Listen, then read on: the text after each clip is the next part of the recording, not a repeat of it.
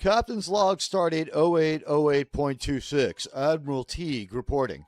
After a gruesome discovery, the away mission to pick up the scientific team monitoring the breakup of planet Psi 2000 brings a specific form of space madness back to the Enterprise. The madness manifests in what appears to be acute alcohol intoxication.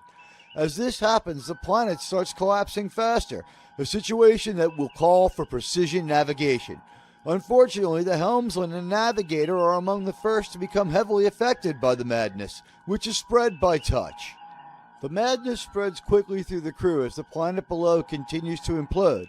With most of the crew affected, including Spock and the captain, it comes down to individual struggles for control and focus.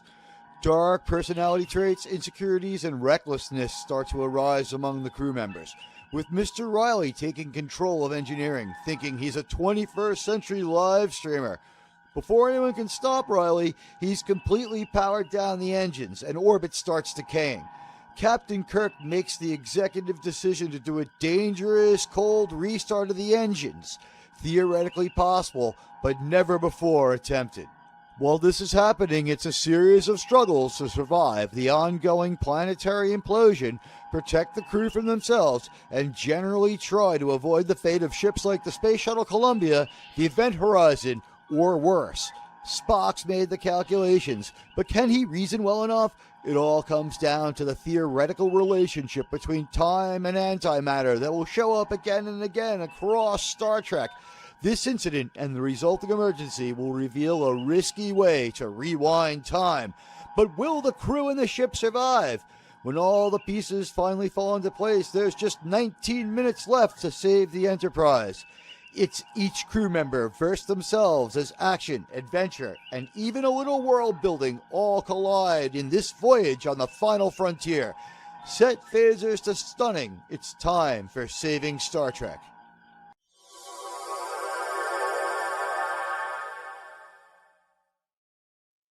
Hello and welcome, sirs and madams. It's your buddy Admiral Teague. How you doing? It's good to see you all. And thank you, Nick Weiser, for the raid. Hello out there. And hey, thank you, Ruby Who, for bringing a member into our community. It's great to see everybody. It's great to see fans of Nick Weiser here. It's great to have JT beaming on from the away mission down on the planet. Was Sean still fighting his way out of that group of coombs before you, when you last saw him? Hail. Hello. Good evening. You sound absolutely resplendent tonight. Why, thank you, sir. You've got the echo of God, though. Maybe turn down the reverb a little. Oh, on your end? I hear a little reverb, but it's not like it's not static or noise or echo, so what about that? What about that? Just a little backed off? That sounds like it went down a little bit. Okay. It's good to see you, my friend. Welcome. Yes. I guess you helped us out with this generous raid from our pal Nick Weiser, who we thank from the bottom of our hearts. Welcome, everybody. We've got a great episode of Star Trek for you tonight. The question is this a top 5 episode? Everyone should consider that. And Buddy, our mod, and the guy who thanks everybody who gives to the channel is the one who gets the channel membership. So that's cool. I guess he gets to come to the member stream next week. We're going to do it this week. I have something going down. I can't get too specific, but I will not be able to do it tonight. Next week after the show, I think we'll have a member stream. This way we'll have everyone all in one place. We'll be able to get the maximum amount of people in at one time. And, like just like OnlyFans, it'll be like a Bonnie Blue member stream. And you know what? We'll have time to talk to each other about the next episode. Right now, though, wow, we have an episode debatably on it's on everyone's top 10 list. That's too easy a question. That's too many episodes. This is the question is this like a top 5? And as I get ready to go, let's just say hi to John the Beagle Dad, the Dead Man, RRTNZ, Resolute Germ, Crimlon, PB, and Buddy Hepburn, JT Kirk, Gavin Unit, and the Trek Reviewer. Hello to all of you. And it's great to see my friend PB from Miami Vice. No Miami Vice tomorrow. We'll have the part 1 of Brothers Prodigal Son next week. This week we have an amazing episode of Star Trek. Yes, JT, if I may, sir. Yeah. So we just had a wonderful episode of some Rippaverse comics at the Nick Weiser's channel, and we had a great sci-fi comic over there. And in that discussion, we brought up similarities to Star Trek, and there were people mentioning how much they love Star Trek. And I said, well, hey, we're talking TOS right now, so why don't you come join us over there? So if you're joining us from that channel, welcome. We normally go over one episode per week, mostly in order. Sometimes we'll take a detour. Admiral Teague here is our glorious leader of the fleet, and a towering intellect, and Germ, another solid member of the crew here. And so sit back, relax, let us know what you think about the episode. Enjoy. Feel free to join us in the chat. Welcome. You're too kind, JT. What did you think of our little opening there? Instead of just reading it while we stumbled through hellos and got sidetracked, I just sort of put it together with like a this week on, give everyone an overview. So we've got the plot synopsis nailed. And you know what? Welcome, everybody. You know what? We did our teaser. We said hello to everybody. And if you're lurking, hello to you. If you come by later, hello. Your likes count. Help us push the show. Get us up to 5,000 subscribers. It's a goal. We probably won't happen by Labor Day, but we can keep saying it until it doesn't happen, right? The Naked Time is great television, whether you think it's the top 5 Star Trek or not. It starts out from an age of television where we knew how to write TV that was compelling, but whether it was a TV show about cops or a TV show about cowboys, this always was the deal. We had a shorter opening act before the opening credits and the first set of commercials to set up the episode with a little bit of intensity and to inject some urgency into sticking around and maybe buying that Lincoln that they're advertising after Captain Kirk reads his amazing narration. Am I right? Yeah, something like that. Admiral, your intro was actually pretty good. I love it. It was nice and organized, tight. If you're listening, it gave good context in audio, but it also provides you with some visual cues, because I think we've all pretty much seen the original series at this point, right? There's nothing left to spoil. We've seen it. Scene breakdowns are pointless too, because we've had this one is the most analyzed show. We've gone from the least analyzed show to the most analyzed show, yes. And it's whiplash for us as reviewers. Like it really is visually great, because I know we have a lot of visual folks in here, and if you're like me, I can watch the first 10 seconds of any pretty much TNG, DS9, or Voyager episode and tell you which one it is. So doing that equivalent here, the whole episode just goes right back into your brain. It's great. It's genius. I think I'm at like 100% for TOS, but I'm at like 60% of that for across the franchise. But yeah, you know what? Like the quick visual reminder, it's like some of the episodes have slightly overlapping aspects to them. So you're like, okay, the one with the planet that did this. Oh, okay, it's not that planet, it's this planet. You know, whatever it might be. And this is the first use of a trope that we're going to see a lot across all of Star Trek. It's the everyone gets stoned by mistake trope. Oh, no. Consequence-free intoxication. There's no such thing. In this episode, everyone kind of gets affected by mistake. This was done badly in an attempt in a send-up of it this week on Strange New Worlds. However, I would point out there they sought out a planet where you could only have an outer-body experience while you're there because the air was intensely toxic. Well, I mean, that's usually what happens when you stay at a 2-star hotel in Vegas. Right. And also we saw like the connecting thread was it was again stolen from a Warner Brothers movie as far as The Hangover goes. Although they missed the mark on The Hangover and it ended up being more like a preachy after school special. This is like everybody gets high in space by mistake, the good kind. Okay. We end up with the crew affected in a cool way. And that brings us to this week's Star Trek slideshow, which will help us tell the story of the Naked Time. And Admiral, you've got more people filing in still. You have Lombardi, you have Jacob Ironside, Deeple. I mean, folks are piling in, so welcome. Hello, sirs and madams. It's great to see all of you. And you know what? Hit those likes and follows. It really helps me out. And you know what? It's great to see everybody here. This mannequin, not very fortunate in the fate of the station on Psi 2000. This is one of the less concrete planet names that we have out there. I'll just read my note. In the teaser, the Silent Outpost. Enterprise orbits dying Psi 2000. Spock and Tomlin beam down in environmental suits and find all personnel expired. Tomlin unknowingly contaminates himself by removing a glove. So he breaks protocol, and what we're going to do is we're going to bring a very specific type of space madness back to the Enterprise. And because of the way we have platform rules that deal with this, we get to have a lot of fun with little YouTube euphemisms where we dance around the point just a little bit, but you'll get what we're saying. And it's great to see everybody. Hey, Gavin Unit, it's good to see you. Did I say hello to Jacob? Hello, sir. It's good to see you. Hello to Deeple. It's good to see you as well. Welcome. And it's good to see everybody. Lombardi. Hello, sir. If I missed anyone, I'm sorry. I'll check back again later. The teaser was great. The outpost is creepy. I don't know what this was B-roll of, but this did not look like a cool place to hang out. Psi 2000 looked like a dump. Okay, I mean, she had a great figure. I mean, she was a model in a way. It was like this was one of the least convincing bodies ever, but they were cognizant of like people weren't watching this on a high diff TV. And we have her covered with like some frost and some snow. It obscures her a little bit. And No. the focus really isn't on her. So I thought this was forgivable. And this is an episode that really feels like Star Trek right away. They've got most of what they're going to do down. Almost everything's in place. It's Vision Star Trek 1.0, where Kirk and Janice are slowly going to intersect, and that doesn't get to happen, but we're working on it. They fixed that on the fly, but we've got Star Trek with pretty much all cylinders firing or warp core purely injecting.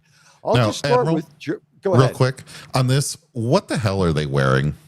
Watching this, being a TNG era kid, is it a spacesuit? Is it a biohazard suit? Is what the heck is this? It's never drapes. It's a shower curtain. Yeah, it's never looked good to me. But I'm watching it from a TNG era on forward lens, just because that's my age. I don't know what they were going for in the '60s on this.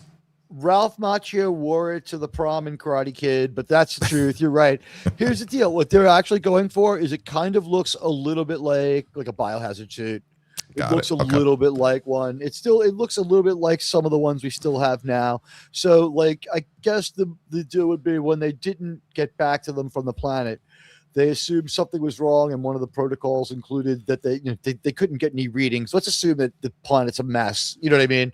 Well, they had some reason to wear them. Looks like something I don't want to be fooling around in 2019 with. I'll just say I can see where everybody would say what they're saying, but I'm going to tell you that watching this in the 1970s as a kid, this was a fairly convincing and different Star Trek outfit, and it was kind of cool to see what I would call varied uniforms. This can't touch the ultimate form of this was what we had in Enterprise. We had the best encounter suits. Lombardi, am I right? Come on. We had the best encounter suits in Enterprise, and now we have these. So they serve the purpose of being able to be easily breached, and we have Joe kind of scratch his face, and he takes his glove off, and we all like it's a good. Imagine if we'd all been through an analogous experience about something where we had to always be afraid. But I did like this weird special effects sequence where we saw the contaminant sort of dripping onto him a little bit. It didn't look like it was, if there was any problem with it, it looked like it was kind of seeking him out and looking to get him, but like it's just dripping. It's a little bit liquid even in this cold state, or them beaming down or him touching it, whatever it might have been. They get the point across. I don't know if they were more trying to illustrate what was going on or make it convincing. This, I would say, with the weird motion and everything else, this was a pretty acceptable 60s level effect. Jerm, what do you think? Sort of acceptable for the 60s. It is the weakest part of the episode. If they are in biocontainment, you would think it'd be harder to get the glove off, and Yeah, he would be smarter than to take off a glove, scratch his face. But that being said, it is the weakest part of the episode. It's not really that bad. It's It's the over only really half second I quick. was out of the store. You're not out of the story for me so much as you're weirded out by but it's over so quick. Like, you know that something gets on him, then he scratches his nose, then he touches his face, then he does a couple of things to, indicate whatever, he's getting it on his skin. Then he puts his glove back on, then he does some work, touches the surfaces, then he puts his glove back on before Spock comes in. And Spock's like, all right, make sure you don't touch anything. He doesn't say shit. And then they finish what they have to do. They see, the various people, one frozen in the shower. That's a repeating trope that comes up in the get stoned in space by mistake trope that goes through Star Trek. It's not their fault, but everyone's going to be real whacked out. And I would imagine that this is a little bit of wish fulfillment by the writers here. Like, I don't know about you guys, but who would like to be able to be wasted and have, like, all right, it's pretty, like, wild and it's pretty crazy, but there's no long-term lasting effects and you get the time back? Yeah, that was a bit of an odd part. I would have preferred if he tore his glove or something, but the way they did it is perfectly okay. Yeah. This part's fine. It does very much look like they did some spray paint on some stucco, and it's fine. It's fine. It gives the message to the viewer without being too high budget, but especially for the 60s, your brain's just going to pick up on it. Dramatically better in Voyager. It's only Enterprise where we see maybe production value go up in most places most of the time. And I'd point out that this is acceptable across television. This is not unusual. So we get our point that something gets on his hand that it shouldn't get there, and Spock's dialogue backs it up. We know he's broken protocol. They beam back to the ship, and Scotty's like, whoa, weird. Let me talk to the bridge. Like, we got him back, and he's like, well, they were down there. Sounds like it was a bad scene. Hit them up with the weird lights. We'll make sure that they're totally decontaminated. And they take a chance to play some noises. And this is the opposite of the cage. Gene Roddenberry has realized the importance of the ASMR and of the functional sounds of the ship and the ship sounding alive. The ship in this show, more than any other show, including Enterprise is second closest. The ship's a character. The Voyager isn't a character. The D is barely ever a character. I do not think that we get anything from the station being all that much alive in Deep Space Nine. And as far as the NX-01, that one has a little bit of, it's almost a character. It has a little bit of, like, to borrow a term from Sir Pat Stewart, some life force. You know what I mean? The D, not as much. But on this ship, we come aboard. We have a very active sounding, very techie looking control room. It's got a star map on the wall, or what would, extrapolate into one. They blast them with some lights, which makes sense. People know lights are disinfectant, especially certain spectrums of light, space age lights. And this is the network notes right here. I think it worked where they're like, you don't have to have them stand there for 4 whole minutes and play like the grinding, annoying noises. Play pleasant, cool noises. Make space seem like a cool place to work. And these noises that we're hearing, they're really cool. They're engaging. They're pulling me in, and they're making me care about what's happening. And as they board the ship, Scotty tells the captain, "Yeah, I'll hit him up, and we'll get Doctor down here. We'll get them down to the sick bay." They didn't consider the idea quite yet, or maybe it just didn't make sense if they wanted to make this type of episode. The idea of the biofilter during transport, once I don't want to call it the science, but more of the lore and the thought behind the transporter came later, right? In TOS and TNG and all of that. So this disease probably would have been picked up through the biofilter, and we don't have it here. And that, you know what? That's completely fine, because we get a great story anyway. They wouldn't, and it makes sense that they wouldn't have one, or that they would have a really low level one that was just like a bio, the bio scanner or whatever, and like it picked up that like maybe they're weird. It's like, I hit them with 5 different spectrums of light. And so Kirk goes down there, and when they get off the transporter pads, they're already Joe's already a little wistful about what happened at the station. And it's like he's got his first day on the job sort of blues. And this is supposed to be early in the mission for this crew, but we've lived through a few adventures together, so we should be getting a little salty. So Kirk understands that he just saw a lot of people die, or a lot of people dead, and it looks terrible. A few of them were strangled. There were some bad deletions, and he feels bad for Joe, and he orders him to take rest, which is, he's a compassionate captain. He's a leader, but he understands that, like, the young guy might need something, might need some time to process it. Go have something other than a cup of coffee, get, some processed meatloaf from the food sequencer, and, just sort of chill for a little while. You don't need to go back to the bridge right away. Or, he could have used a good half hour in the decon room with Yeoman Rand. I'm just saying, it's been known to have a healing effect. If we had known to do that, it would have helped. But we do go right down to sickbay.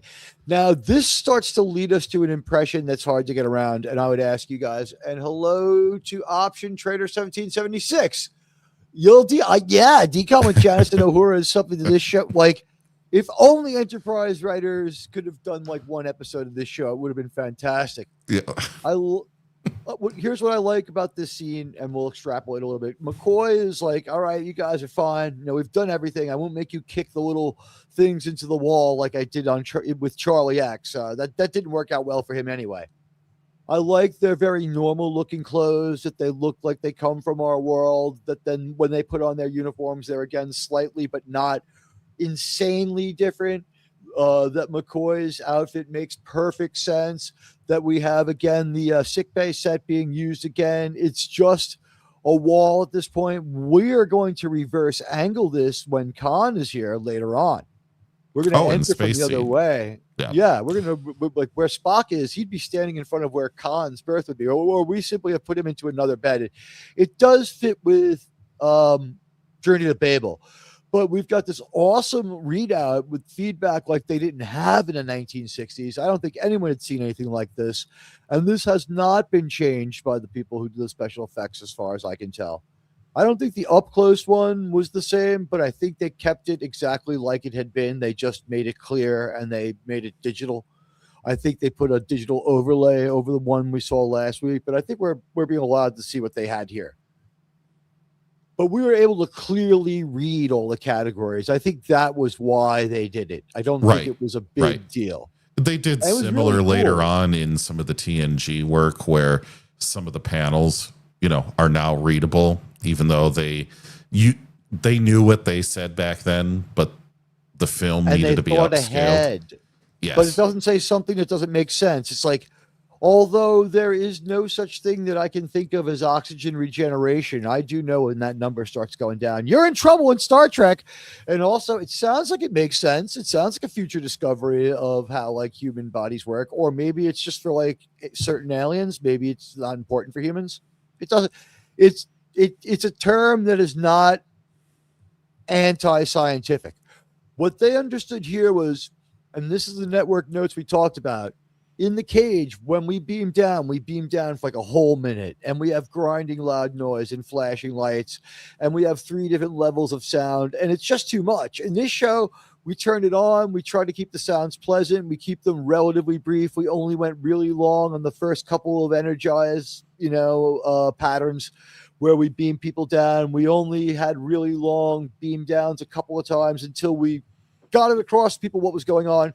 Then we're pretty quick about it, and we don't explain it the first few times we do it. This stuff, like, maybe about as much as we've gotten so far about how they just flirt around. They've made a couple of side remarks to it, but in this medical sequence, they are very much in our world. They're nailed down and believable. Even Spock, just in his Fruit of the Loop t-shirt and his black pants, hanging out in his chinos, getting ready to go back to work, waiting for the okay from McCoy. And again, everything's pretty logical but futuristic. I'll let you gentlemen have your takes on it. Let's start with Germ. Sir, Germ. I'm sorry, I stepped away for a second. Oh, I'm sorry, I didn't realize. Are you ready, prepared to go, or should we pass to JT for a moment? Let JT go first. JT, what do you think of this futuristic setting that still seemed to me make sense? Are you in accord with me here? The setting is the setting is pretty good. It's definitely ahead of its time in the 60s, and I think today that screen looks pretty good. It does convey is the patient healthy or not to the audience without some dumb line like you would get from current fake Trek that's like, oh, the patient's 90% healthy. No, we don't need any of that. All we have to do is glance at that screen and it does its purpose. So in terms of being fit for that, great job. What I do like are a lot of the dialogue coming from Bones and Spock here. I think Makes Bones sense. gives a great medical analysis that survives in a modern time. And it helps the plot, right? It helps set You know what it things is? up. They catch him when he's mostly done, and he's summing it up in layman's terms to Yes. them. It makes Yes. perfect sense. The perfect moment to join him. This was good writing. Yep. It really was. It was great writing. I also can't help but look and try to figure out if Leonard Nimoy was lifting weights or not. No homo. It was odd they put him in a t-shirt right there He was instead a of a uniform. chain smoker, so the idea that he was a health nut and a chain smoker at the same time. One thing we They learned don't about comport. Yeah. one thing that we do find out about Vulcans is in the motion picture, as we can see, when Vulcans hit about 40, their teeth grow back. Because right now, Spock's teeth are in a high state of atrophy. He's got the gross little chiclets going on from the chain smoking and all the coffee that Leonard Nimoy is just like sucking down. But he's doing a great job and he's being pretty alien, and it's not really affecting his performance or his overall alien look. In fact, might be helping it. Spock is not exactly a character who's going to give you a toothy grin, so he could get away with this one. But McCoy is summing it up. He puts it in layman's terms like, you guys are fine. Get out of here. You're discharged. Get back to work. No more slacking. And that's when Joe, who's a kind of a recognizable actor, I've seen this guy in period westerns of the time. And I don't know, Jerem, did he maybe show up on something like The Walton, sir? I'm not sure about the Waltons as a good maybe 6 years after this show. But I've seen him before on, I think, guest starring on a couple of different things. You're right. It's Walton Goggins. I'm only kidding. It could be his father, though, because this actor would be like 85 years old. Yeah. He looks like a definitely looks younger familiar. actor that I'd be very familiar with. He looks like Walton Goggins from Fallout. Yes. Yeah. Yeah, it's I not can see him. It that. can't be him. It can't be him. But like you'd want to say, oh wow, yeah, it's him. Not even TNG is old enough. He would have to be like 15 in TNG.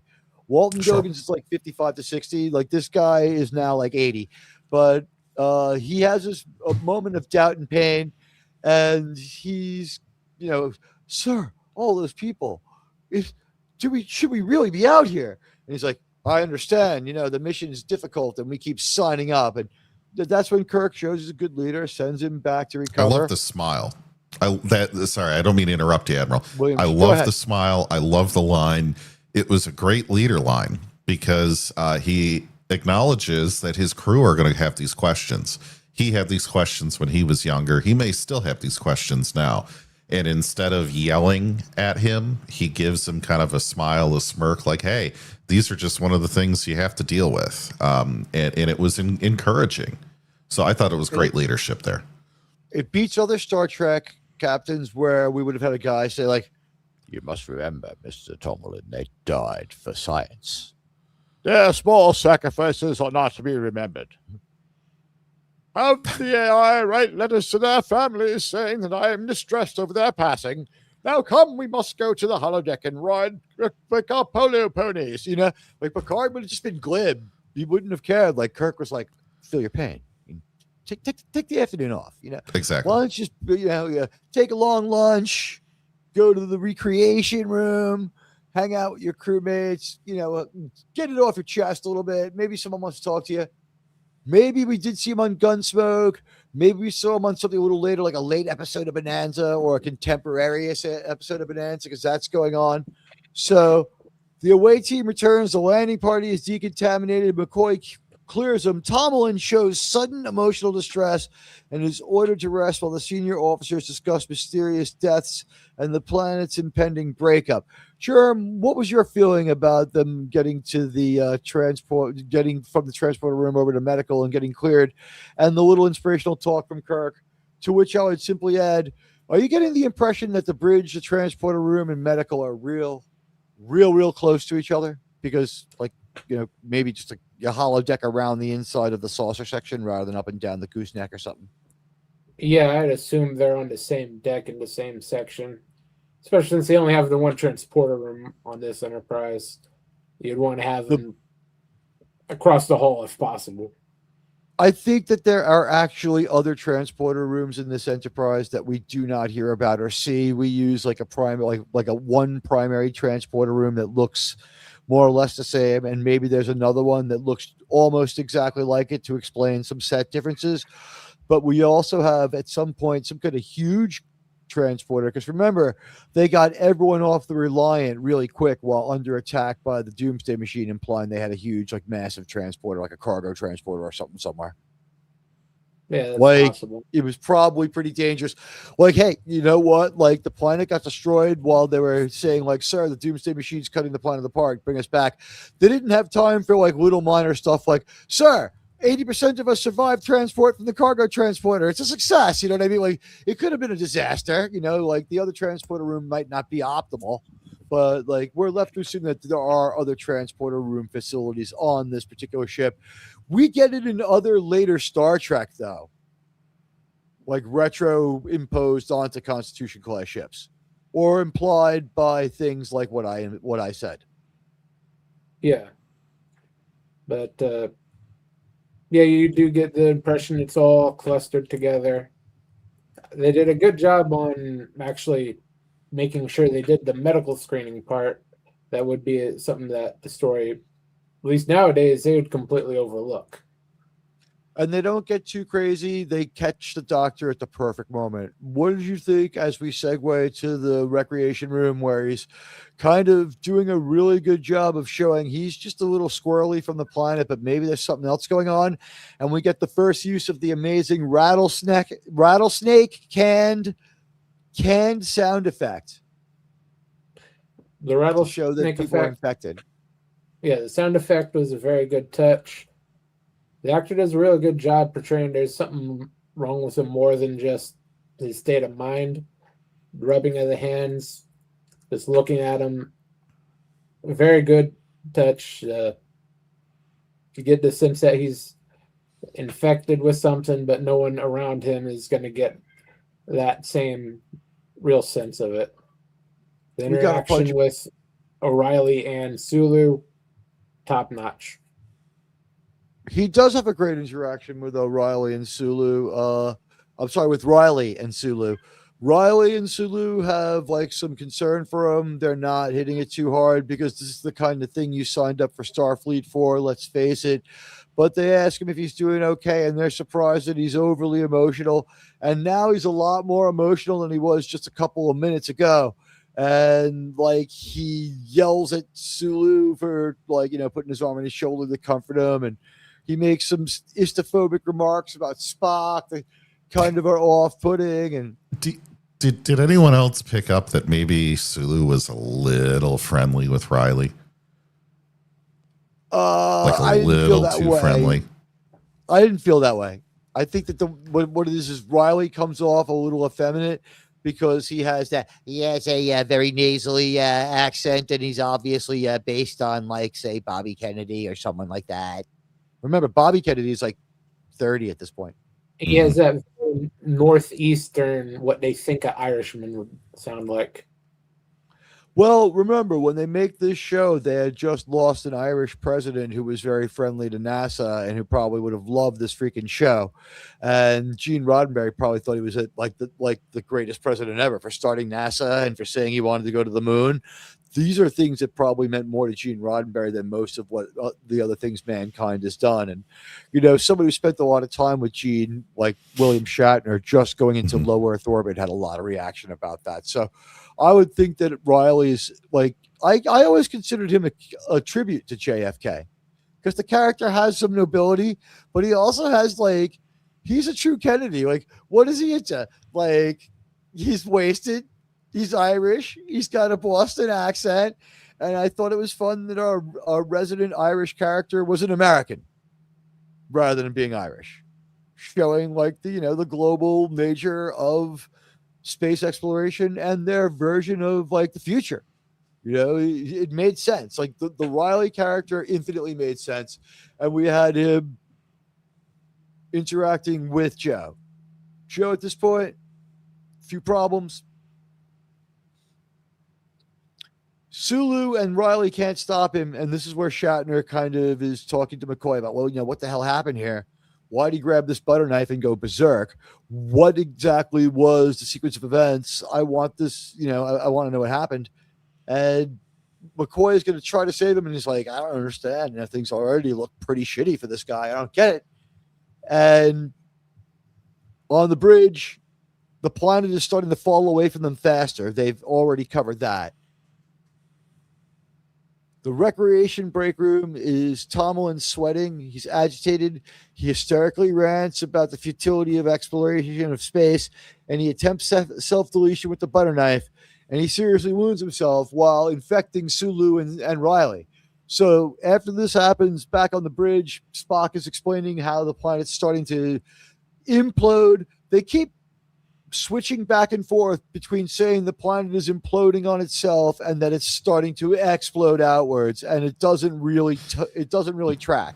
And there's another inconsistency there too, where they say that the mass of the planet is shrinking, but yet they also say that the planet's diameter is shrinking, but it's forcing you into a downward spiral orbit, which if the mass was shrinking, well, it would be decreasing. You would have less gravitational pull on you. So there's just some wording inconsistencies there on what's actually happening to the planet. So I think you just tell yourself it's getting smaller. Yeah, they gave it a good try they threw in a few lines for Spock that they had to maintain a consistent orbit for the science department to maintain their scans. So they at least tried to explain it away. It's the 60s, so it's not going to be very consistent or very well thought out, but I give them credit for at least trying. I mean, they foresaw cassette style data tapes. I mean, that's like, there are so many wins going on. This bridge looks so much better than it did last week. This bridge looks we have now settled into our forever aesthetic. We're going to tweak it more. Pretty much. But we're there. Yeah. Well, we're there with our uniforms, although our tunics are going to get just a little longer. When Spock's walking around, his isn't quite right. But we're going to work on that. And Act 1 ends with Sulu and Riley infected, and Act 2 begins with McCoy being unable to save Tomlin and a progressive loss of control beginning across the ship. Like, McCoy, he lost the will to live. This man died simply because he didn't want to recover. That's a little heavy-handed so early on, but you know what? The effects of the space madness, and we're going to find out exactly why they're going crazy later. It has to do with chemical sequencing in water from the planet collapsing, but they don't know that yet. We're gonna figure that out. So they're going space crazy, and McCoy is trying to understand it, and it affects everyone a little differently, but one universal symptom is everyone seems just trashed. And it becomes a struggle within each person, and we'll get into more about that later, because it wouldn't be Star Trek if Roddenberry didn't throw some human condition and some of his own wish fulfillment. Like I said, to have a wild party and then rewind time and forget about it. Be able to just forget about the consequences. So Act 2 begins with the loss of Tomlin. McCoy is pretty shocked about this more than upset. He takes it like a professional. But on the bridge, Sulu sneaks away, and Riley's sort of overcome by this one. He doesn't know what to make of it as Act 2 begins. And this is going to lead us to Sulu as a musketeer. And a shirtless Sulu is going to end up stalking the corridors And that's going to happen. But Sulu and Riley have early infection symptoms on the bridge.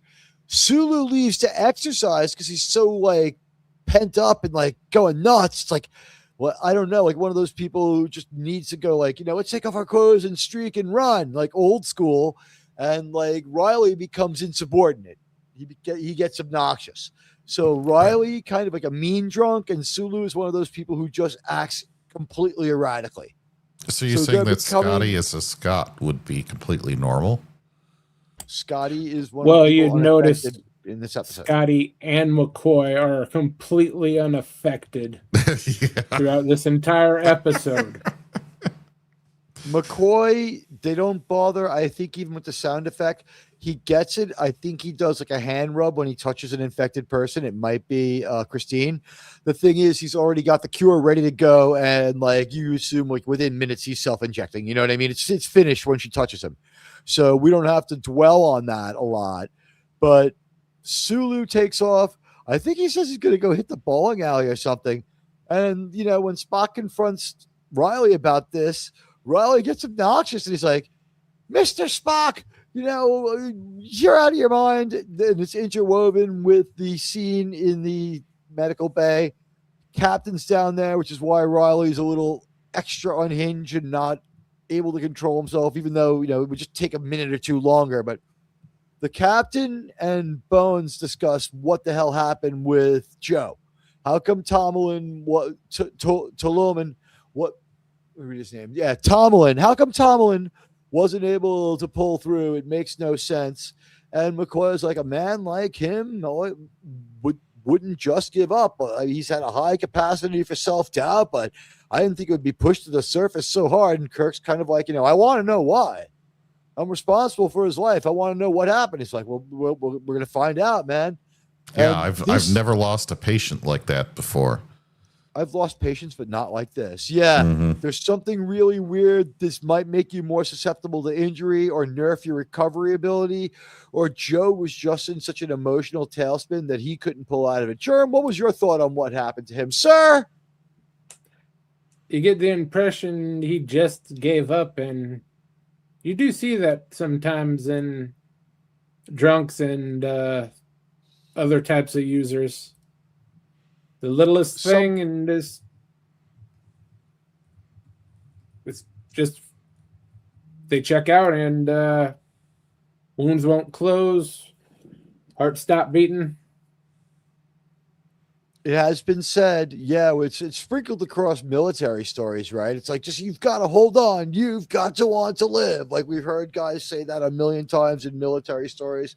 We're not speaking from any sort of medical sense. We're rating a TV show. We're reviewing a TV show. But so McCoy says here, space medicine couldn't save him. I don't get it. It was only a butter knife. We see the weapon, and on the bridge, things start getting really crazy. So Kirk demonstrates the responsibility that an officer should have for his men. He cares.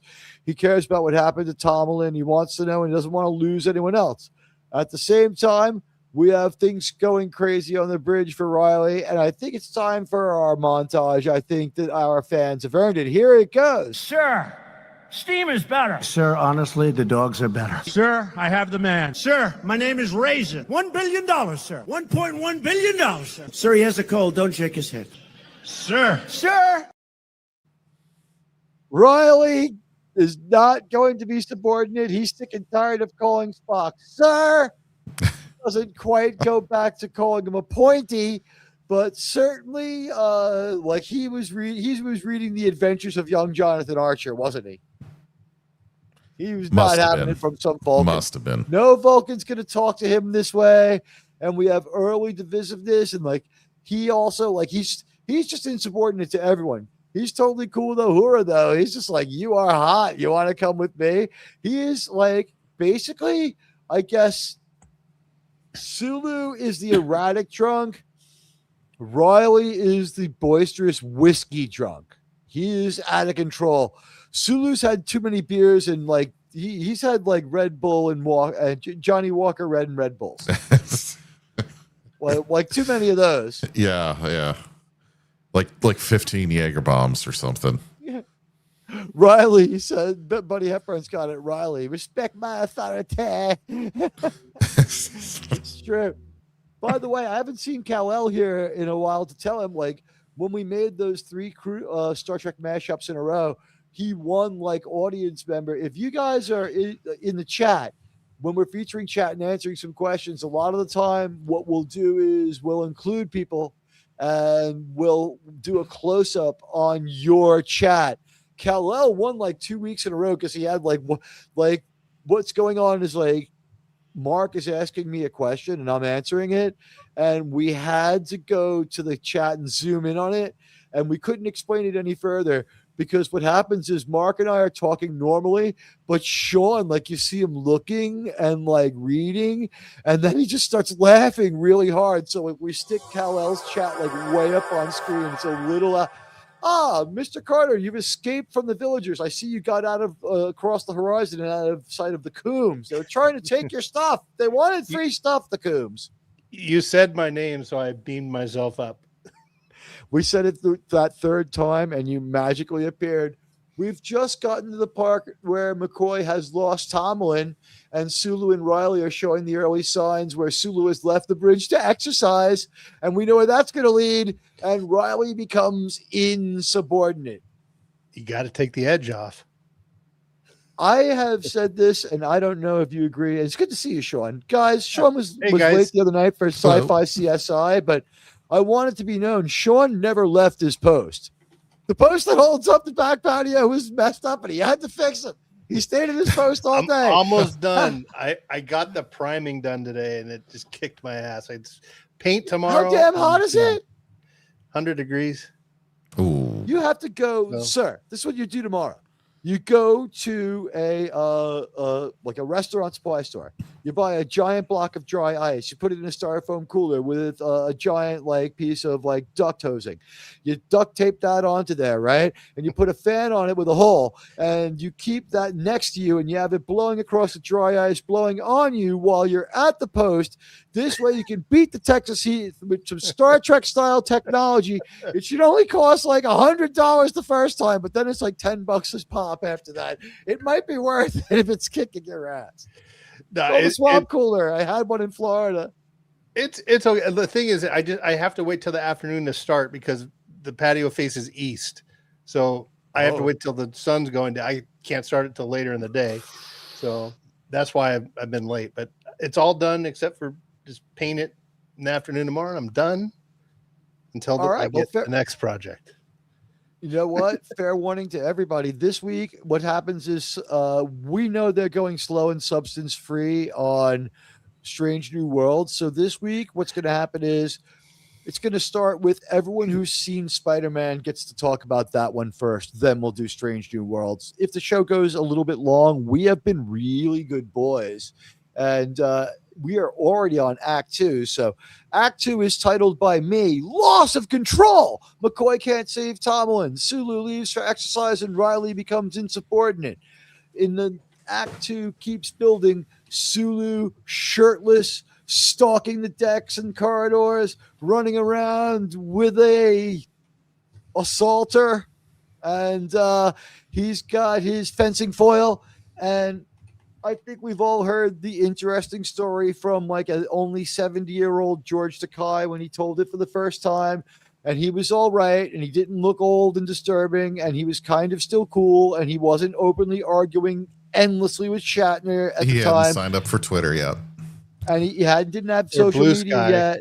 Yeah, and he had told an amusing story about how in the story they had him with a samurai sword.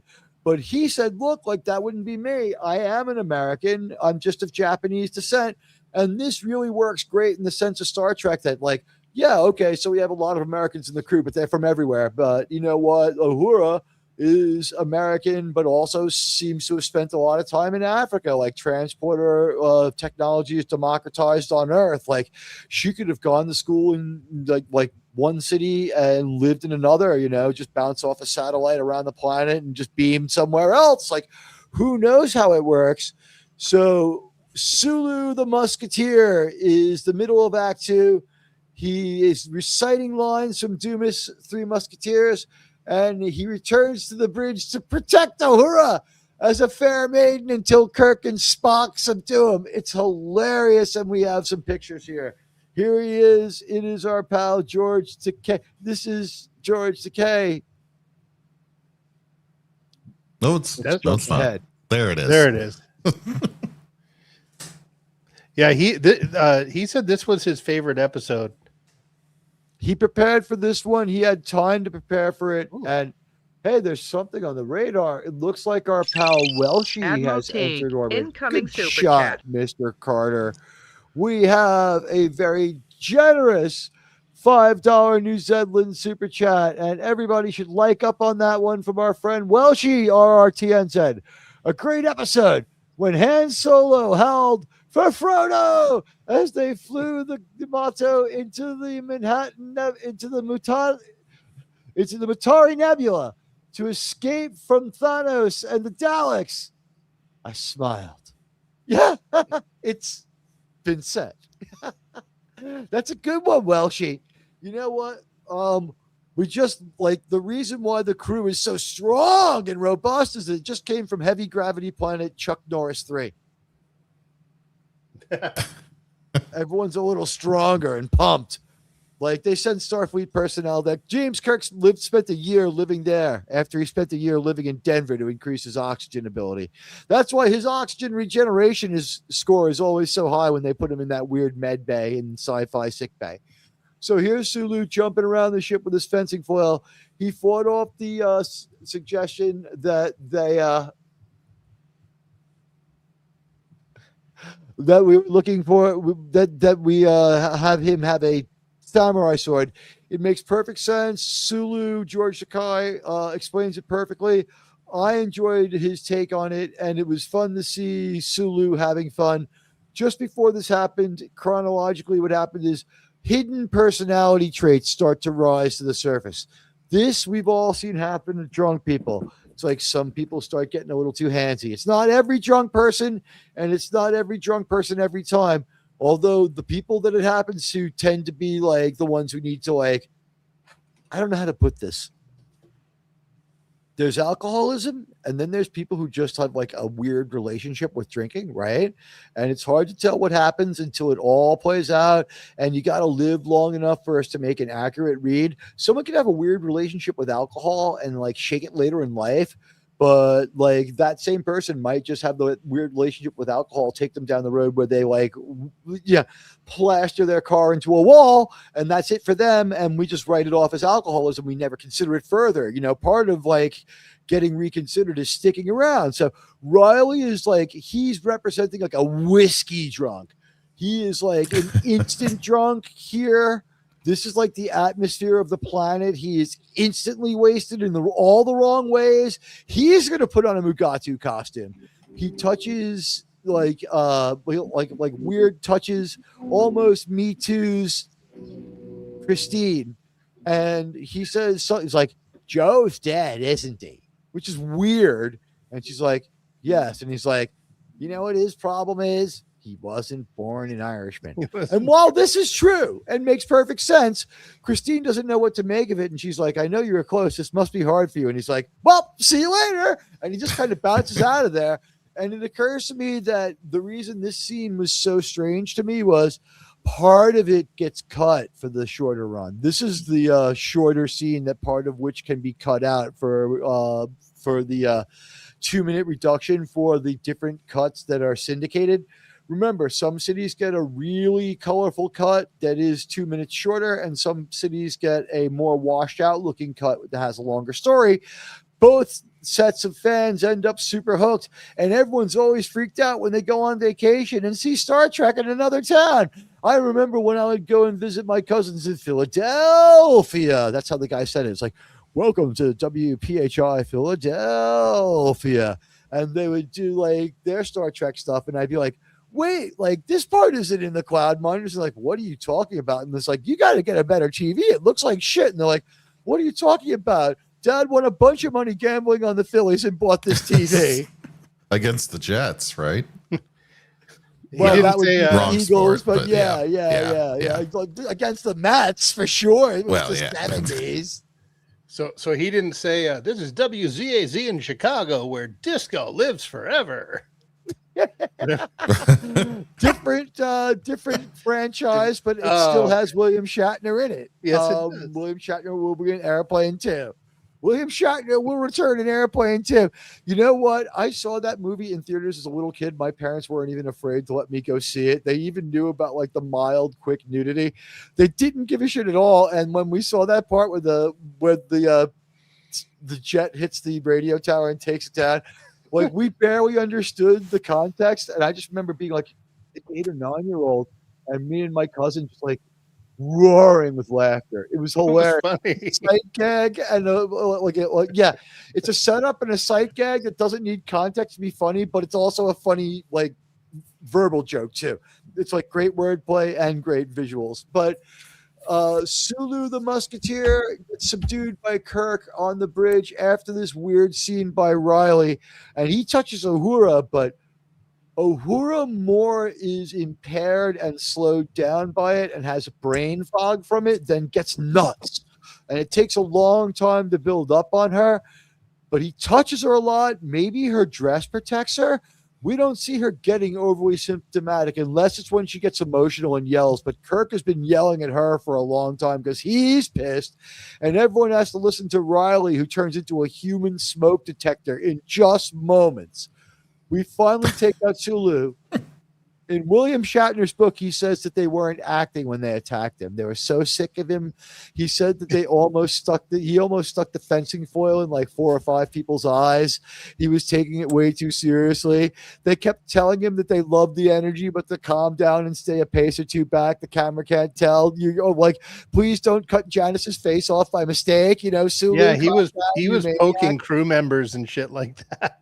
Behind the scenes. You can see the fencing foil, like on a couple of people when he pushes it into them. You can see kind of like a little resistance. He's swatting it around real fast.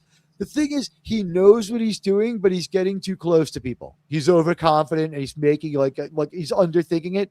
And they were just like, even if he wasn't way too close, because like let's face it, we're watching on TV. They're using forced perspective. It was making everyone uncomfortable, and they're like, we just got our groove on how to make this show. You can't scar our captain or knock someone's eye out. Please. Oh, please only kill an extra. They're like, you know what, Sulu, when you do that, can we have the captain stand back here and get a few red shirts up here by you? Yeah, that's good. They're worried like, that George, he's going to hurt keep the stabbing in your trailer. Yeah, exactly. With that weird real doll you have. And the other thing that I would just say is, Sulu here doesn't know exactly how much energy to give it. He is overly energetic as helmsman. They are going to go back from time to time to the ship's head botanist and head of life sciences, which is botany is the hobby that got him into it. But they went to the botany bay, right? I was going to say they should beam him down to a nice little bay on a planet somewhere where we can practice his botany. He's one person who doesn't make the SETI Alpha. I was going to say SETI Alpha is nice this time of year. You know what? Spock is infected right here. So is Kirk. They're exposed. This is their moment of exposure. This is the first time we see the neck pinch. Yes, this is our first neck pinch. And Kirk says, pity you can't teach me that. And Spock doesn't respond. The pithy response is in another episode. I have tried. Oh, yeah. The pithy response is in another episode. Spock just kind of is like, we need to go stop. I think it's in I think it's Patterns of Force. It's either Patterns of Force, Enterprise Incident, or Errand of Mercy. Or the Omega Glory? It could be an Omega Glory. We'll get to it eventually. Although he uses telekinesis more. He uses telepathy and mental suggestion more in that one. I don't know if he uses the nerve pinch in that one.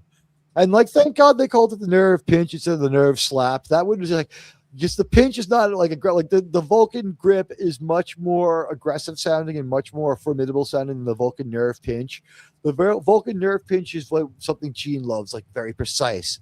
The Vulcan grip was what the toy makers called it. Like certain Spock toys had like one rubber hand, so it could slap onto other figures like shoulders and stuff like that. So Spock, selling point on the toys later, we get our first Vulcan grip here. I don't even know if we have a musical cue for it, but here our music feels very right.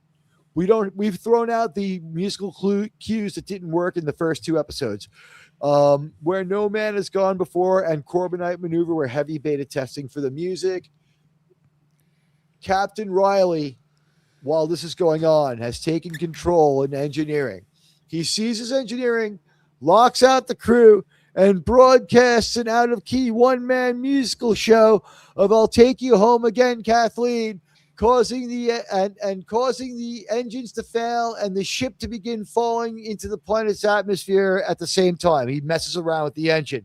And this is where I would just like to say, this is why we don't, whenever we have Tony on the show, we keep the phaser on him in case he wants to leave the bridge and run downstairs and start singing and mess with our engine. And congratulations on getting welcomed back to the land of the partner program to our pal Starkify. This is also why we don't allow him to sing Klingon karaoke. Opera. Yeah, no Klingon opera. And by the way, I would just ask you quick, JT Kirk, what did you think of Total Eclipse of the Heart sung in Rebecca Romanian? Yeah, that was definitely not Klingon. It also was totally dubbed over to fix her voice singing in that. And why they had Dr. Mamurdera there watching her was also stupid. And it really was. If you're that toasted, you're that messed up, you're not going to be singing on pitch. By the way, you should be stumbling over, eating the mic, spitting everywhere, and they should be flashing the light to pull you off the stage because you're too drunk, too messed up. So they can't even do that part right. Yeah, this is when they have to say, "Put down the glow sticks. You've had enough ecstasy, you crazy madman." Yes. Drink some water and try to just feel this piece of fabric for a while. Riley and also, whoever would be running that karaoke would not let her queue up 19 in a row. No. This is like going to a bar and putting the same song on 50 times in a row just to see if someone's going to beat you up. They're going to. Okay, so Act 3 is called Mass Chaos. The space madness spreads to the core crew. Spock checks on progress. Nurse Chapel confesses her love for him and infects him by touch. Spock struggles to maintain control afterwards while witnessing graffiti and growing chaos. Something about Spock's constitution where we see him stronger than everyone and most times. This one hits him harder and faster than most people.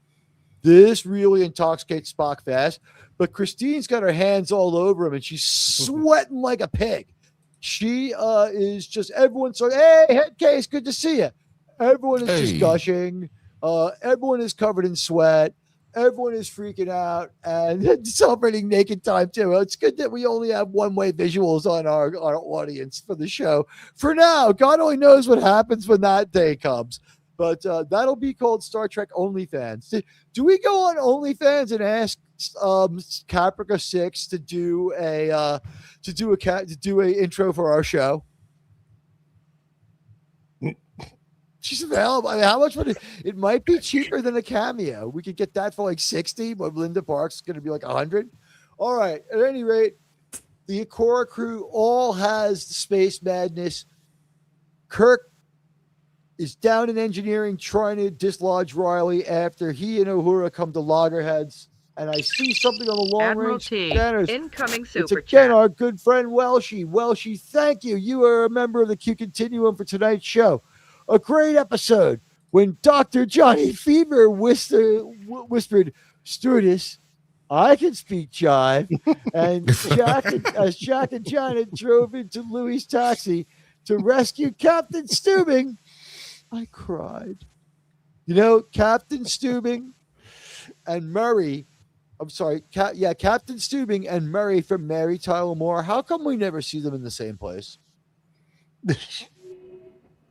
I want to know why. I want to know why Captain. By the way, Captain Stubing, if you watch, is in most World War II era Navy movies, in at least a small role. He's in Mr. Roberts. He's the guy who keeps popping up from below deck. Oh, is he? That's Captain Stubing. That's Gavin McLeod. He has a really long career because he's Gavin McLeod from the Clan McLeod, and his career can only end if his head is taken off his body. By the way, I'm thinking of doing a career death certificate from the Sci-Fi CSI for Dave Foley. We saw the end of his career. He repeated the offense that ended it in the first place. He had to do the Cancer Boy voice from Brain Candy as the Groppler Zorn of that stupid planet Kesna that we saw. Guys, we're sorry. We're going to try to stay on track with this one. Then we get to a headline, Spock's emotional meltdown. Isolated in the briefing room, Spock tries counting and repeating his duty, but completely breaks down under the effects of the space madness. We're going to see a similar beat to this again from Roger Corby when Roger Corby tries to prove he's human, except it's equally fruitless both times.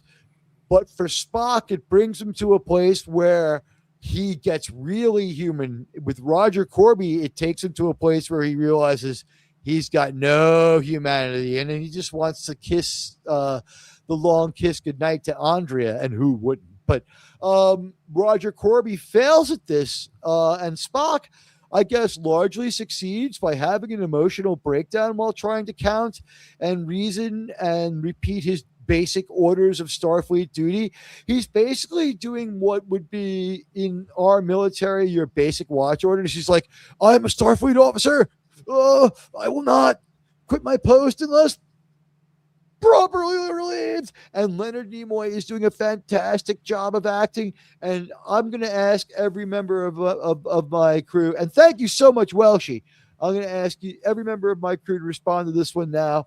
I want to know, this acting challenge, when we throw this to Leonard Nimoy, we have had a couple of times out there as a Vulcan. This is a totally different beat. We tell him, go in there, be an alien, show humanity, stay an alien, have an emotional breakdown, but don't break out of your logic. Hello, Sith Dan. It's good to see you. People are still filtering in. It's good to see everybody. Guys, this was a hell of an acting challenge for Spock. What do you think of his briefing room breakdown? Let me see if I can find some. I'll go because I had prepared on this one because this was incredible because he totally improv this in one take. They didn't have it scripted. Yeah. From the notes that I read, they didn't have it scripted. They said, just do it one take, and he was done. Then Kurtzman heard that, and he's like, well, we should just do that for every show that I do. Yeah, except this actor's talented. Go ahead, Germ. Yeah, I believe that he would write it, but it's impressive that he's able to get it down in one take. I would imagine there was he may have jotted it down, but yeah, I mean, there was a 5-minute discussion before he was allowed to just go try this first. Oh, sure. But the thing was, Leonard Nimoy had done enough Spock that. Do you think what happened was like, I've been thinking a lot about this scene, and this is what I've got. What do you think, Sean? What, the airplane? Yeah. Listen to the airplane, mommy. We've got Pink Floyd atmospheric music here, and we won't get a strike for it. No, what do you think as far as throwing this to Nimoy? Oh, we found out here, Germ got it first. He does this in one shot. Wow, one take, even more amazing. I was going to say he probably was able to do multiple takes to get it right, a luxury they had. I would just say this, if that one take hadn't worked out, he would have gotten another take to get it right. Oh, sure. This is good production. But we see Leonard Nimoy playing weak very, very well, something Leonard Nimoy is exceptionally good at. Spock doesn't do it a lot, but when Leonard Nimoy has to play someone in a weak state, he does it real well. He's very, very versatile, and he's stumbling around. He's a little bit like lightheaded. He's having classic alcohol-style intoxication would be the implication here. And, I want you guys to give it to me as an acting challenge. Yeah, Sean. So he walks up to the director and says, this is what I've got. The director and Gene and him have like a 5-minute conversation. He sits down and he gets loose. What's your take on the amount of challenge and his prep? What do you think of what he pulled off here? Were you asking me or JT? Let's start with you, Sean. Yeah, I'm sure they had a discussion and he jotted something down, but this was fabulous, and I think you're right. Spock is or Nimoy is incredibly good at displaying a vulnerable Spock. Almost on the verge of breaking down. He can always just get right to that line. We see it in Amok Time. We see it here.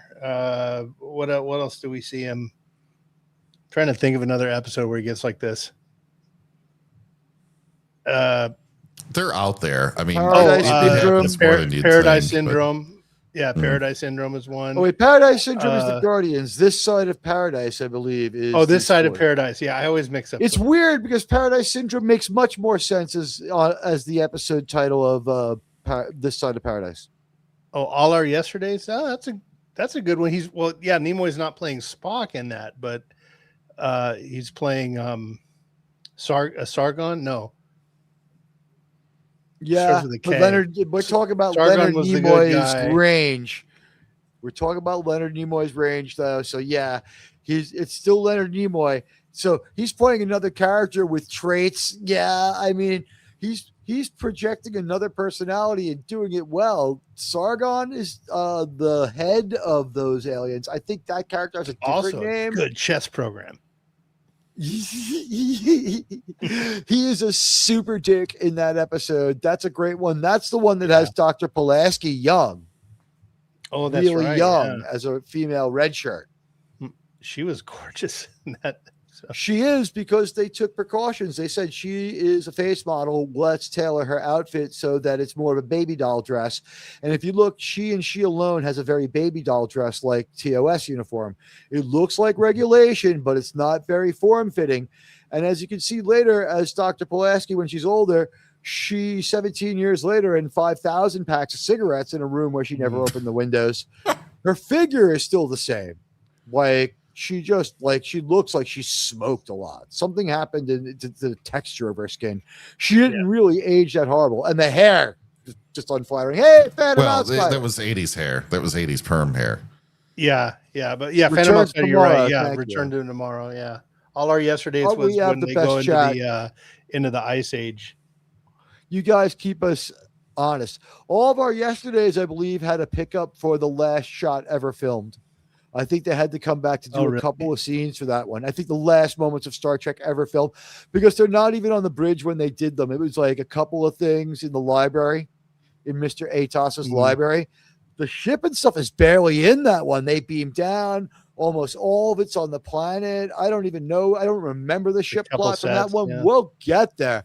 That's like, 3 out from the end? But the Spock has his emotional breakdown. There's a good book that spawned from that episode too. You read that other Star Trek book. Most Star Trek books up until the new Star Trek people were pretty good because they were very particular about hiring writers that knew what they were doing and had a resume in writing. In Act 3, the engineering is recaptured. Engines, cold.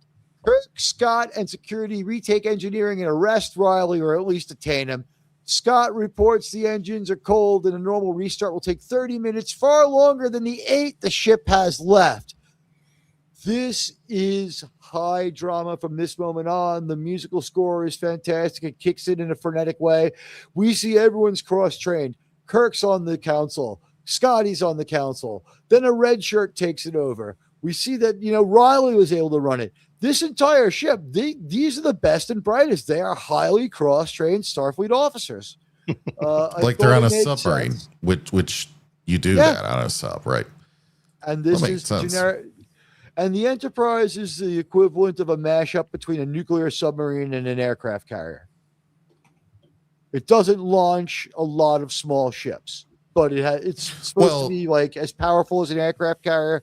The rules of operation closer to a nuclear submarine. I believe the shuttle bay, I have to go back and double check the schematics, but I believe the shuttle bay had a steam powered launcher.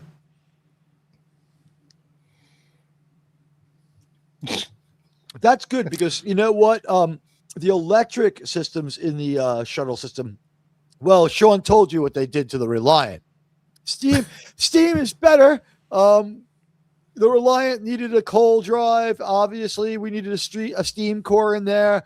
Beautiful, clean coal crystals would have focused the reaction. But in this episode, Sir, we've decided not to move the United States. Okay. Sir, we land on the moon to go to Mars, and that's what we're doing with the moon. Sir, we don't want money. Sir, we're looking for land.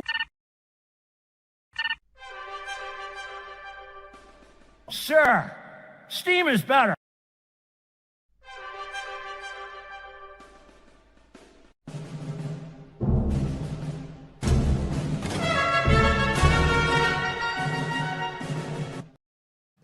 Sorry. It's fine. Good use of the ship's controls. Guys, the engineering is recaptured. They need 30 minutes. They've got 8. It's pretty tight. It doesn't sound preposterously impossible. This sounds well within the ability to do, back of the envelope math for. But at the same time, Scotty then states, you know what? There really is no back of the envelope for this one, Captain. It's never been tried before. Highly experimental, very theoretical. We don't even know we don't even know what we're doing, sir. Scotty is concerned and he doesn't want to try this 8-minute intermix thing. Isn't there something else we can do? And it's at this point that you start to realize they're not addressing impulse engines versus warp engines. They are just trying to restart the engines, and it's just one system. They haven't made any differentiation yet. They haven't thought that far. They're going to restart the engine. Either that or they're not going to complicate the episode. I'm not sure what it is, but in this episode, restarting the engine restarts all forms of drive because they hit space warp. And the fact is, the impulse drive would hypothetically be simpler. It seems like they're starting what ends up being the they end up starting the warp engines because they do a controlled matter-antimatter fusion injection, which is their Star Trek language for starting the warp core. Is it just me, or do they start the warp core to get out of this one? It's rather than refiring the impulse engines. They're restarting he keeps saying engines, but the way they talk, it's the matter-antimatter reactor, which would be fueling the warp drive and the impulse engines. So all right, so what it is the ship's on reserve power, and they just haven't worked they didn't have the dialogue down right enough to totally nail it. But we know what's going on when there's no confusion, and Scotty's like, that's a bad idea. Here's Leonard Nimoy. Some of the best acting. When he talks about his life, all I can think about here, the uncharitable part of my mind went to Full Metal Jacket. Didn't Mommy and Daddy show you enough love? Spock has a breakdown so ugly it could be a modern art masterpiece. I mean, he is devastated and he is shocked here. And here's Spock sort of, crying almost and sobbing. And he and Kirk are going to have to meet up and talk this one over. As this is going on, chaos continues in the ship. Back in engineering, we find out it's worse than we thought. The matter-antimatter reaction has to be done. Only Spock has the intelligence to do this, so Kirk jumps in the turbo lift, heads to the conference room. Unless the conference room's in the drive section, who knows? I would assume it's behind the bridge. So Kirk goes to the conference room, and he starts talking to Spock, and he's very calm, and he's very reasonable. And then I didn't know, but I think from the ensuing scene, we can assume that William Shatner was in a streetcar named Desire and channels the time he spent experimenting as an Italian guy. Easy. My parents were dicks. Oh, everyone's parents were dicks sometimes. As long as they were only dicks 49% of the time, you're doing all right. Okay. Yeah, but you know what? Far be it for me to recontextualize. I would just say here's the first Kirk slap to slap somebody back from the edge of hysteria. He's going to do this to a couple of chicks too, folks. Get ready. It's funny when it happens. And I'm going to say So it, controversial, sir. You know what? It wasn't controversial in Sub Hunt when they had to slap a couple of women in that. It wasn't controversial in a couple episodes of the Twilight Zone where like the stewardess goes crazy because she sees dinosaurs out the window of the airplane and they have to slap her around in that. It's not crazy, you know. This is a trope in movies where you slap someone, anyone, to get them back to their senses. And it probably did work because it goes back to time in memoriam. It's in stage plays from before sound and screen. So this is just something people wouldn't do anymore. But apparently it worked real good. It's like flipping a switch. Kirk slaps Spock 2-3 times.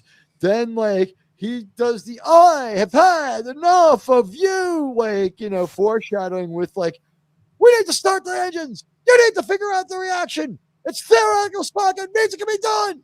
And then at that point, Spock slaps Kirk back. William Shatner sells it because, like, Spock doesn't, like, try to hurt him. He, like, flips his arm and like fends him off, but William Shatner goes like full ham and like throws himself across the repainted conference table. Now it's all like a weird peach on the surface and has the more familiar like blue steel color on the sides. When the surface of the conference table gets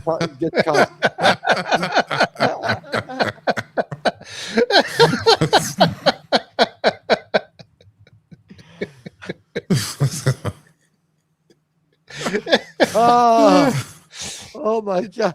You know what? This is the longest we've ever gone without doing this in the show.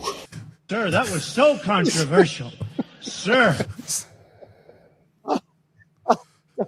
You know what? That's domestic abuse. All right.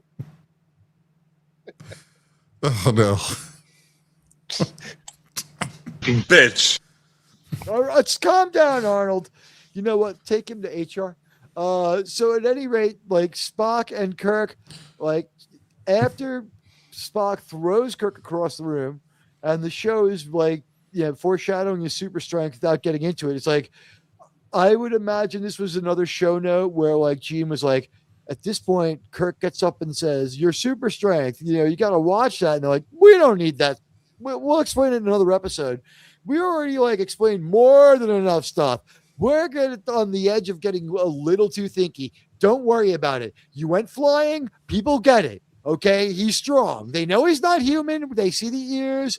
He also took like 5 slaps to the face. Like, better than my wife did last night. She ruined tonight's dinner throwing out that steak after I did this to her. Believe me, you.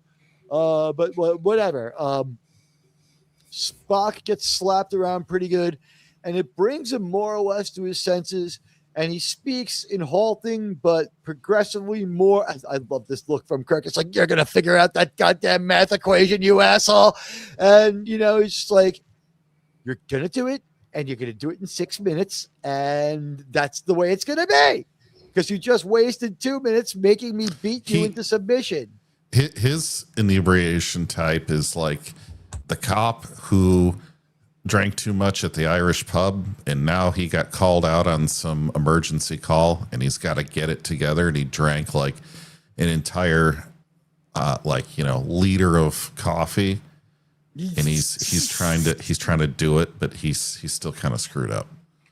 You know what? He drank an entire liter of coffee laced with Red Bull and then did a few rails of some mystery powder from the evidence room. But I love this look on William Shatner's face. It's just like so frustrated. He has had enough of Spock's intellectual vanity. He might be thinking, I need a new first officer at this moment. He doesn't know him so super well.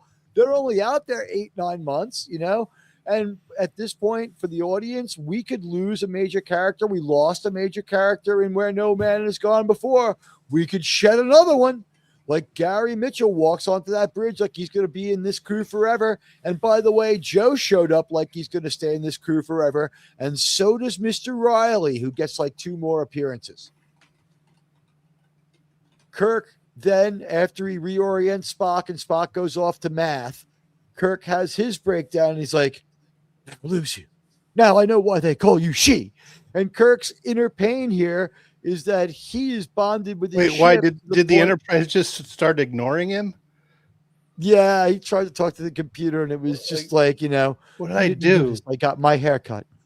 Like, what did I do? And Enterprise, like, it was from like a year ago. Exactly. It was like she picked this time to read a 2-year-old email that she starred because it made her mad, but she was or the Enterprise. Kirk was on another planet. The Enterprise flew by a ship that it knew Kirk would have liked and got pissed She off. accidentally stumbled across Red Table Tales with Jada Stinking Shit, the podcast, and had listened to a bunch of episodes. So, yeah, Kirk here, what we find out is Kirk's masculinity, it's not forced, but his default is a little more laid back, a little less intense. He's a little more ambiguous about the ramrodding of people. He's feeling the insecurity of, in a military sense. Okay. We have had a year in space, maybe 6 to 8 months in space, where Captain Kirk is getting to know his new crew. He has been very much the disciplinarian. We could see as a martinet. He probably didn't crack a joke for 3 months. You know what I mean? He's like, I've got to set a tone. We've got to complete a couple of missions. These are milk runs. No one needs to see the jolly side of me. And he's like, that one crewman was a little slow. If they do it again, I'll zap them on stun just to send a message. Because Kirk's not like a Klingon commander, but he's about as close as you're going to get in Starfleet. So his insecurity comes through. William Shatner goes through a range of emotion. He goes through Shatnerific joy, Shatnerific pain, Shatnerific sorrow, and every emotion we saw at terror at 20,000 feet. It's pretty damn good.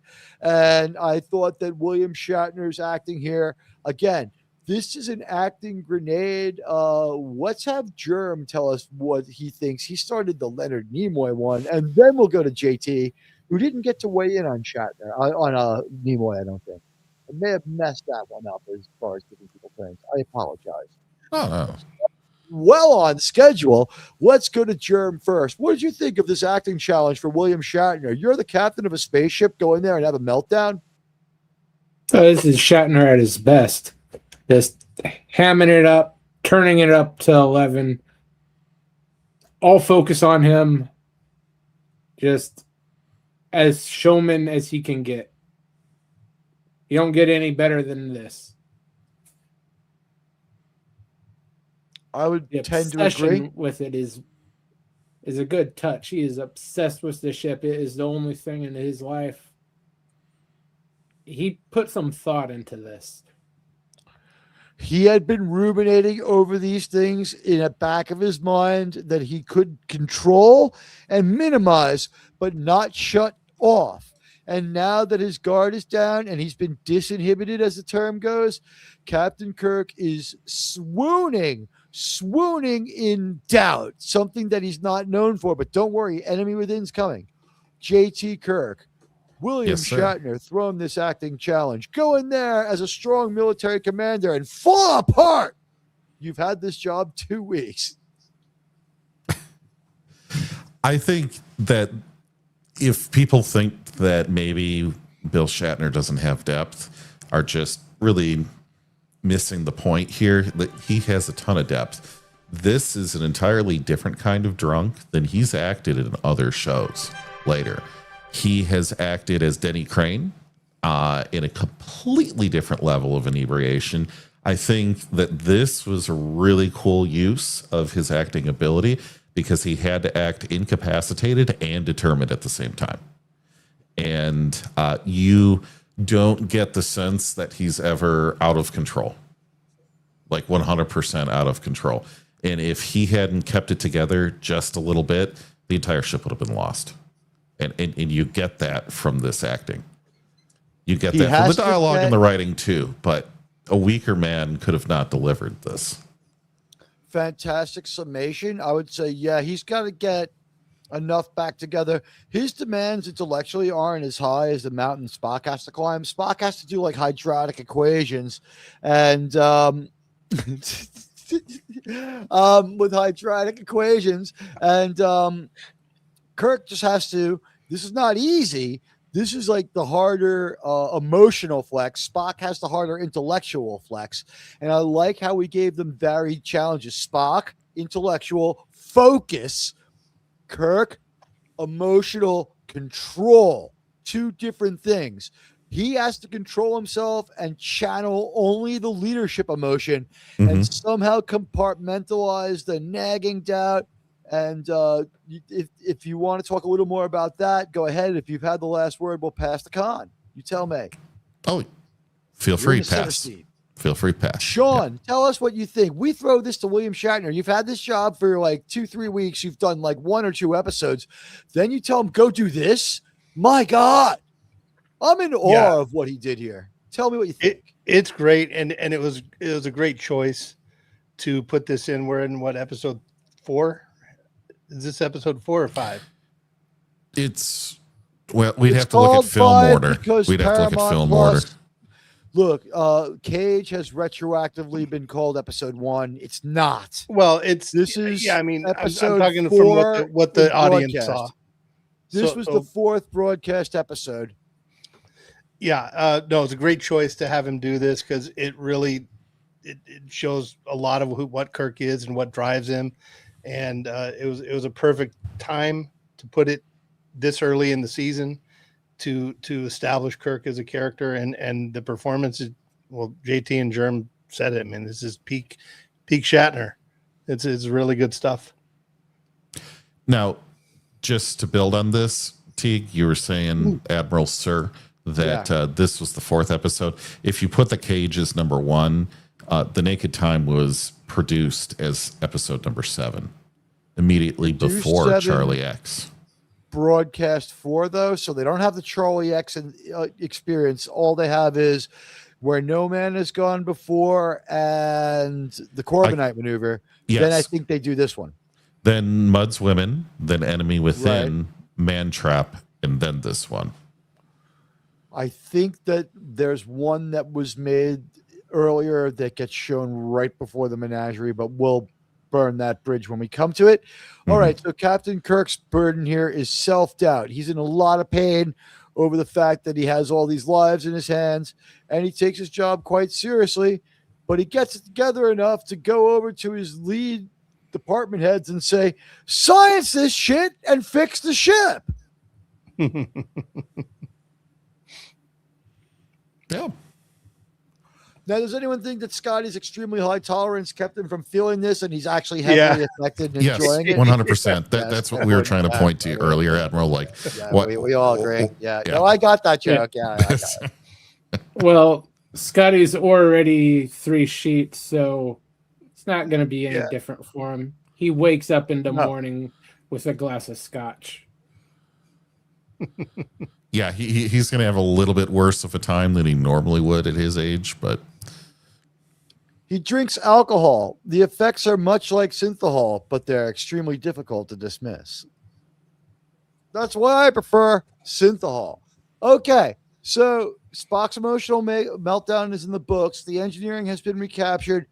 Desperate solutions. Kirk proposes the risky cold start via controlled matter-antimatter implosion. McCoy develops a serum that reverses the madness spread by perspiration with the effects like alcohol and begins curing the crew.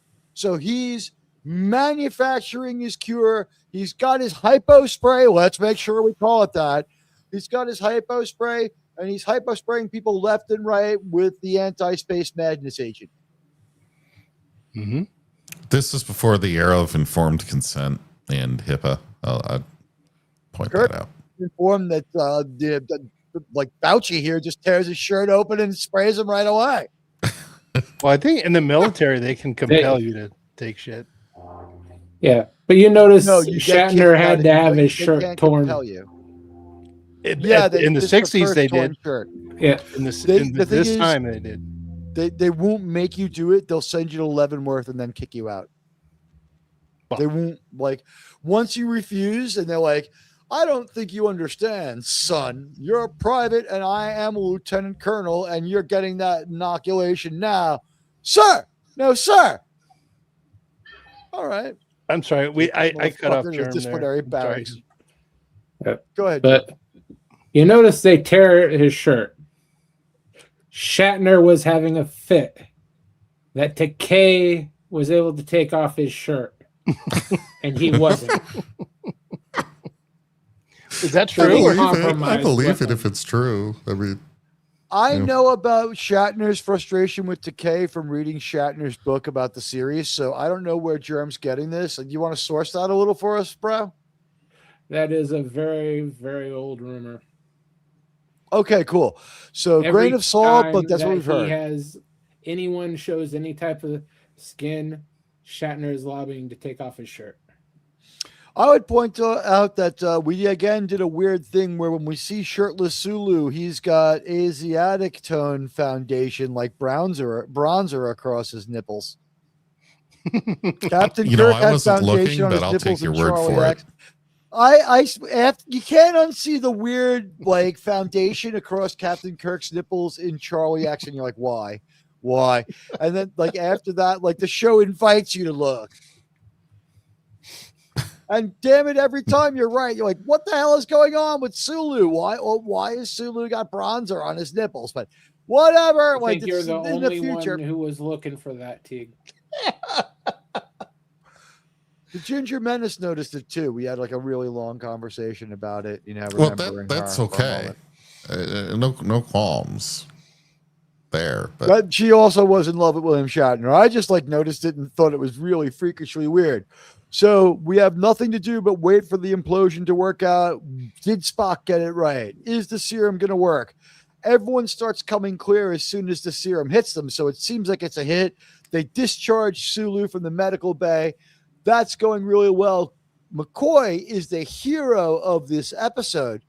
Act 4, Kirk and Spock had confronted each other and emotionally shattered Spock, got it together.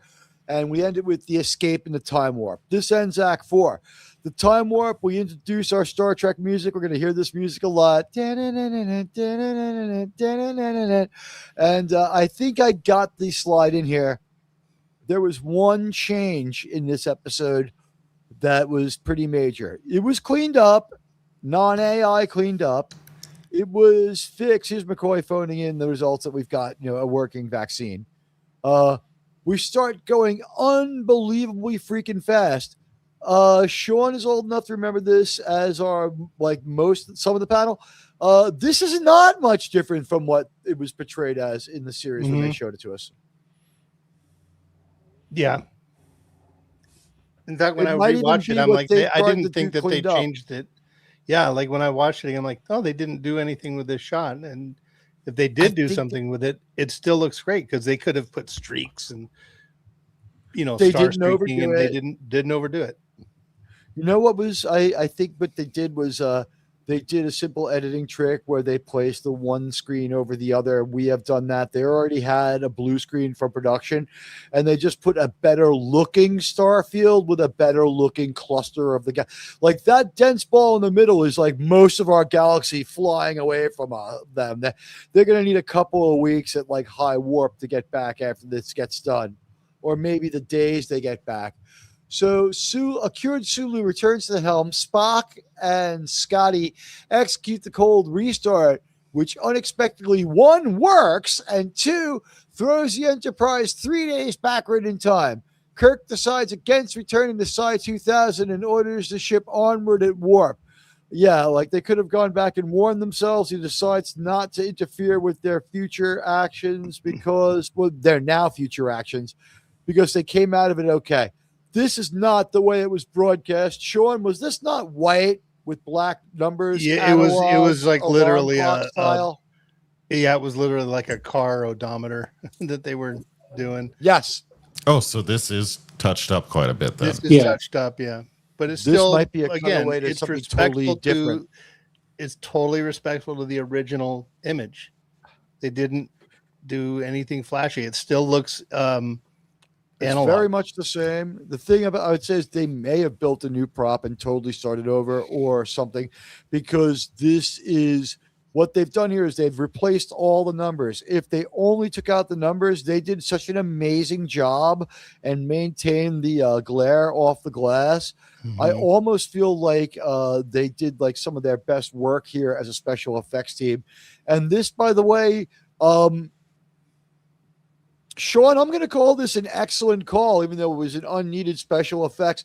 Somebody sat down and said, like, no, it doesn't affect the pacing or the effect of the episode's story. However, we risk lack of immersion because it just doesn't look like our world anymore. And this is one of the just absolutely enormous wins. It was a good enough prop that got the job done, but this was only a functional prop. It's not like they changed the phaser. This is an improvement, and it smooths out the episode and makes this much easier for a modern audience. And by modern audience, I mean normal people who really will show up and watch the effing show, like all 14 of you amazing Star Trek maniacs out there now. I love you all. All right, so this was Sean. What do you think of the choice? I think it's great. I agree. It's respectful to the original prop makers. They didn't try to change anything. It's just a little bit of an upgrade. They made it look far more like it fits into that world. I would ask JT and Germ if they knew that was a change. If Germ you probably did. couldn't guess, I didn't know. It looked very 60s to me still. So they had me fooled. Then they did their Tell job. us that the numbers the tell us that the numbers fade into one another rather than click down. These were wheels with numbers on them, JT. Oh, okay. It was a car odometer. It looks Gotcha. This version looks very touched up, but it still looks fine. The original did look kind of cheesy with the flipping numbers, literally ripped out of a car odometer. It didn't look cheesy at the time. I want to stress, at the time, it was absolutely made sense. At the time, it looked great. How beautiful she looks. For those of the 80s and 90s generation, it takes a while for you to place it because you've never seen something like that before if you're of a certain age. But, well, I mean, I've seen analog old style odometers, right? But it's still whatever. I didn't know that they had replaced it, and they did replace it, and I didn't know it came before, but they did it so convincingly enough. JT, I'm willing to bet that Gam Gam had an alarm clock that had numbers just like the analog odometer that we saw. It was a popular style of alarm clock with those wheels. It looked too common. The thing about it that was good for when the episode aired was that it looked like something that you would see. It looked functional, and it served its purpose. It was very clear what it was. The more CGI numbers, the only way to put it is, if you look closely, you see the numbers just fading into one another. And it's a cool effect. It's very subtle. It doesn't stand out as different. I notice it because they changed the colors. It was white with black numbers, if I remember correctly. Right, Sean? Is that a Mandela effect? You want to confirm that? I think it was. It is. Yeah. Germ, thank you. I knew Jerem, as a purist, would never have watched this special edition first. He would have made sure to see the original. It helps I have the original DVD release. We have a wonderful moment here where we do a little pondering.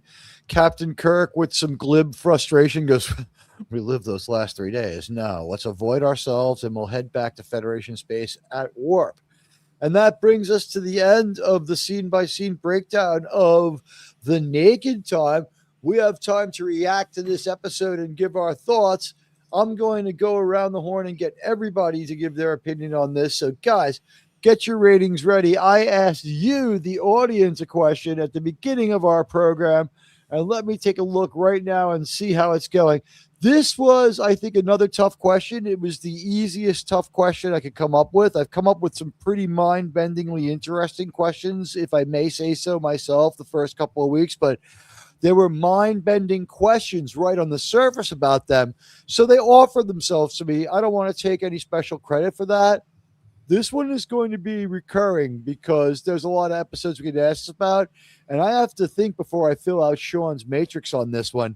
And it's going to be a weird end of the season report where everyone's aggregate scores and stuff like that. Like we'll let Sean do the Star Trek report card. But the Naked Time, is the Naked Time a top 5 TOS episode? Sirs, yes, 62%. It is not even a question. A majority of our fans think that this is absolutely a top 5 episode. See, I would say that there's no doubt about top 10, but top 5, wow. Sirs, no, but it's good, 35%. That's 97% of you Star Trek maniacs who absolutely love this episode. And, like the stream, see results. We appreciate that. You guys are all wonderful people. We appreciate every like we can get. We'd love to get to 30. It's sort of a personal mission. I haven't hit refresh in a while, so I don't know if we got there. But you know what? We can try. And if not, more is better. So if this is anachronistic, make me look even dumber by having it hit I don't know, 50. But that brings us to the end of the episode. You guys can continue to vote right now. We've got a large amount of votes, pretty scientific. Let me see if I can't get the audience reaction up on the screen before we. We need 3 more. We're totally scientific. All right, guys, we're going to take a quick look here at your comments on screen. It's a little redundant, but we could just get rid of these other comments. It's so much fun to be your own producer. Tell Doomcock I don't know how he does it. I share I share his challenges and his pain, but not his brilliance. Okay, so there's your comments, and as you can see, there is the poll right there. Keep voting, vote early, vote often. Your votes count. All right, so as your comments scroll by and the question lingers for a moment, let's talk about our ratings of this episode. We just watched incredible season 1 episode of Star Trek, The Naked Time. My crew and I are now going to give our reactions. Let's start with Resolute Germ. Sir, what did you think of this episode of Star Trek that seems like the majority of our audience thinks is a top 5? I agree. It is definitely top 5. I actually put this between 4 and 5. Generally around there. Overall, A, 96%. Has everything you want in a Star Trek episode. Shatner, over-the-top acting. Love to see it. Nimoy shows why he's the best actor on the show. Great story. Great effects for the time. Don't know what else I can say. Great all around. You said Shatner over the top. I would say contextualizing that for a moment. Would you like to add some context to it? When you say over the top, love it. Would you say, but because the story called for it, or over the top would imply, that he went too hard at this? He does go a little bit hard on it, but that's his style. That's what he's known for. It's what everyone wanted to see. I want to thank you, and great synopsis. Anything else to say before you give your grade? That's it. A, 96%. Thank you. I missed that one. Let me write that down. A, 96%. Sean, you got both numbers there. So that would be pretty much close to a 10 out of 10 if we round up. All right. So anyone feel a burning desire to go next, or do I volunteer someone? This is briefly a democracy. I'll go next. Go. Real quick, this one likes to come on TV quite a bit, on broadcast television, and my wife doesn't not like this episode. It's the "I'll take you home again," Kathleen. That just drives her nuts, and I love it because I totally understand why she may not be a fan of that if she is just passively listening to it, doing whatever. But it makes me chuckle every time. So anyway, my thoughts on this, folks, I give it the review that doesn't have the benefit of seeing it like 20 years before TNG started putting out episodes. So for better or worse, I don't have the memories that go with that. And so I take a different view of it. So I don't, if this is your favorite episode, totally cool. I tried to, take maybe a little bit harder approach on it than what some might otherwise do. With that being said, I don't think that I particularly care for how this episode gets set up. And by that, I mean bringing an obvious contagion back to the ship without some kind of quarantine protocol seems a little under the science level that they even were aware of in the 60s and some of their procedures. You can look back to ancient times of, the age of exploration, where they knew, like, don't bring sick people off your ship to shore because we don't want the disease that you're bringing, right? Like you have to stay out on your plague ship until we know everybody's safe, that kind of stuff. So they would be aware of these protocols and probably follow them. The setup of that episode is a little bit of a problem. That being said, once you get past that, there's so much to like here that I think if you just focus on that, you're not going to, you will miss on a great chance to make yourself happy. The acting is absolutely phenomenal from so many different people on this crew. The writing after that initial stage, pretty darn good. I like the way that they have kind of a ticking clock, but it's not necessarily as forced as you would frequently see elsewhere on TV. The way that people put a lot of effort, like Nimoy did, like Shatner did, into trying to present themselves as intoxicated, yet still trying to desperately cling to control and sanity, is really good. Is it in my top 5? No. I think there's 5 others I just love more than this one. Top 10? No. Top 20? Definitely. So I'd say maybe it's somewhere around my 12th or 13th favorite episode. I give this an A- or a 91%. An A- or a 91%. I mean, that's still like. Oh, it's not a bad score at all. I don't want to get the impression that I hate this thing. Yeah, I this love is it. your kid. It still gets to borrow the car this weekend. It didn't get the highest A in chemistry class, but it got an A. The dead man is heading out. I want to thank him. You got a Y-Files to watch. Is that reboot's not ready? So I got to assume you're watching the old X-Files, or is that if it's another YouTuber? It is raw. Actually, it can increase male pattern baldness turning off the show before it ends. I've heard. People who watch the show in its completion, we have heard some regeneration of hair growth, a lot of weight loss stories, and people have come up to me frequently with tears in my eyes and said, Admiral, back hair was a problem until I started listening to the show. And it all just fell off. And it seems as though like a lot more hair has grown on my head. And not only that, my wife likes it too. Oh, well, you gotta have a happy wife, right? Happy wife, happy life. Okay, so that brings us to Sean Carter. Sean, we just watched The Naked Time from Star Trek, the original series. Let's give us your grade and impressions, sir. All right. Well, I need to show this episode to my wife, and because I know she would fucking hate that singing too. She'd walk out of the room like, I can't handle this. Yeah. That was which particular scene? Cringe with Christine or Kirk? No, when O'Reilly keeps singing, "I'll take you home again." She would walk out. Welcome to New York. Like there's a bunch of people roving around drunkenly singing on and off at all times, night and day. Yeah, just like in Coming to America. I want a Desert Eagle. Yeah. I may have stayed at a hotel in Times Square and heard a very out of tune saxophone like 15 floors up. Someone threw out a saxophone and some mad homeless person knew how to play it. Kind of. Wow. Well, that's New York for you. Okay, so Sean, tell us what you thought of this great episode, Naked Time.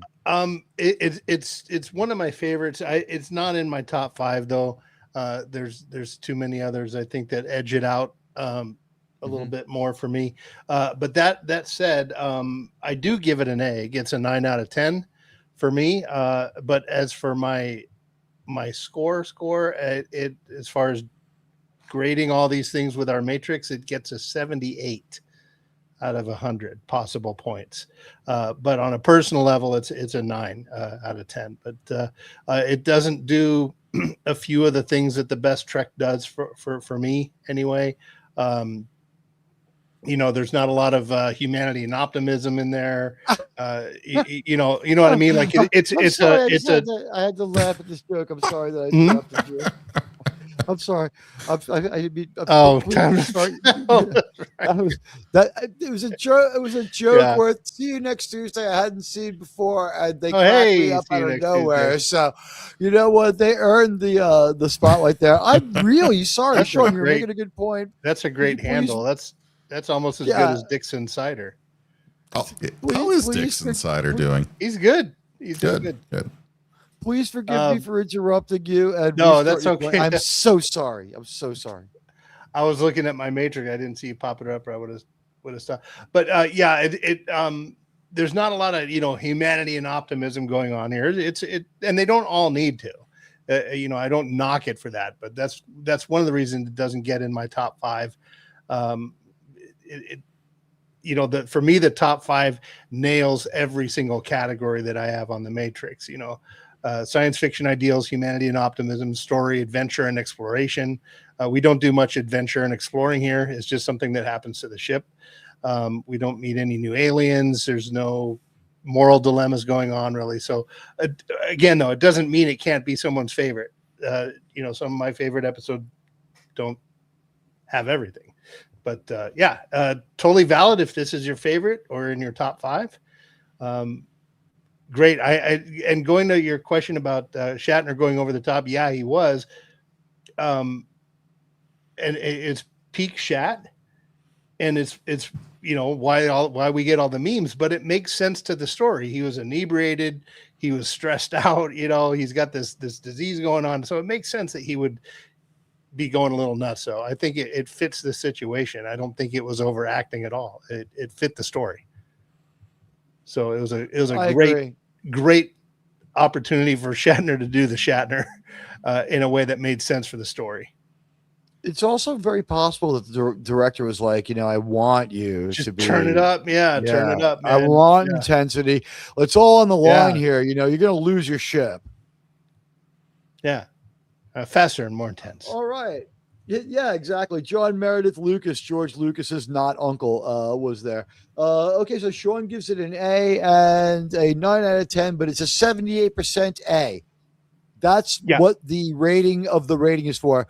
We agree that what we're dealing here is 79 episodes, 78 stories, 74 of them are A++. Then there's a couple of weird things and other stuff that happen, but you know what? Are you reading that Pre-Animate Life, Mr. Carter? You want to beam him to the bridge for us?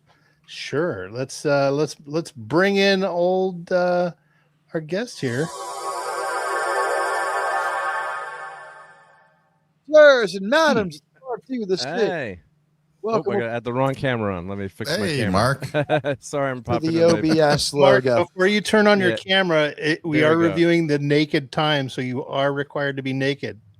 Shit! Hold on.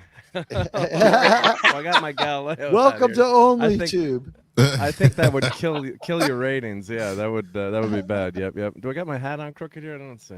There we go. You know what? The camera makes all hats look crooked, especially doesn't it? Like every time you go to put your hat on, you're trying to. The only one that doesn't look crooked is the NX01 hat, so I'm just going to keep wearing that one, except for the CSI show where I wear my CSI hat. But you know what? I was going to go, but I'll hold off, and people get a chance to keep voting. We're right on schedule. Can you do me a favor? Why don't you give us your an impression thumbnail of the whole episode, strongest moment, what you liked about it, and then after you're done with that, reset and just give us a grade for this one so we can. I know I'm popping in there very, very late, so we can't recap, but we're so glad to have you.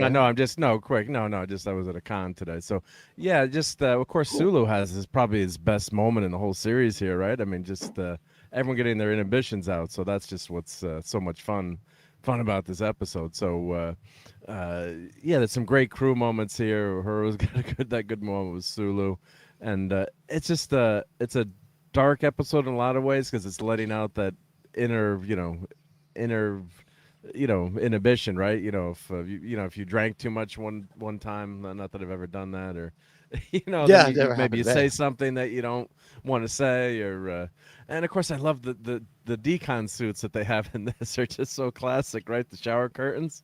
That's probably a low point. They spent a lot We're of money on this divided. show. Older panelists like it more than the younger ones. Yeah, we get it. We love it. When I was younger, yeah, but then I look at it adult eyes. It's like, yeah, they just did what they could with the budget, so it does look bad. And then if you do like a sci-fi, oh, maybe they had like a force shield or something that came down, but that's a minor. That's like a nerd pick, or, you do. The idea that they it's had a some fun episode. appropriate enough looking gear was like, it wasn't laughable, at least not Yeah, that. and this is the 7th episode that they did of this show too, so it's not like they had a lot of time to build up all these. Well, they did a great job, but these props they've got to do week to week, right? So, if you work in TV, I have never worked in TV, but I can only imagine like you've got a deadline and like God, you got to come up with this stuff. It's got to be futuristic. So, I think they did what they could within the budget, but it's a minor, touching the hand, and like of course we've seen how that maybe sometimes can happen in real life too, which things I won't mention, but. Yeah, I really like this episode. Not in my top 5. It's actually, I actually ranked this episode 54th. but that's when you have so many great episodes too. It's like this is like an A- B+ to me. I gave it a 3.5. I got to use Sean's grading system, but I gave it a B+. But just a lot of great character moments, and so early on in the series. You get to see some characters inhibitions coming out here, which is a lot of fun. So really good episode, but it's not for me, it's not top 5, but the chat, the 61% sirs yes, and I can live with that too. I can see why some people this is a favorite episode. Oh, you're on mute, Admiral Sir. Yeah, I just noticed that. It's easy to see why it would be someone's favorite episode if it was.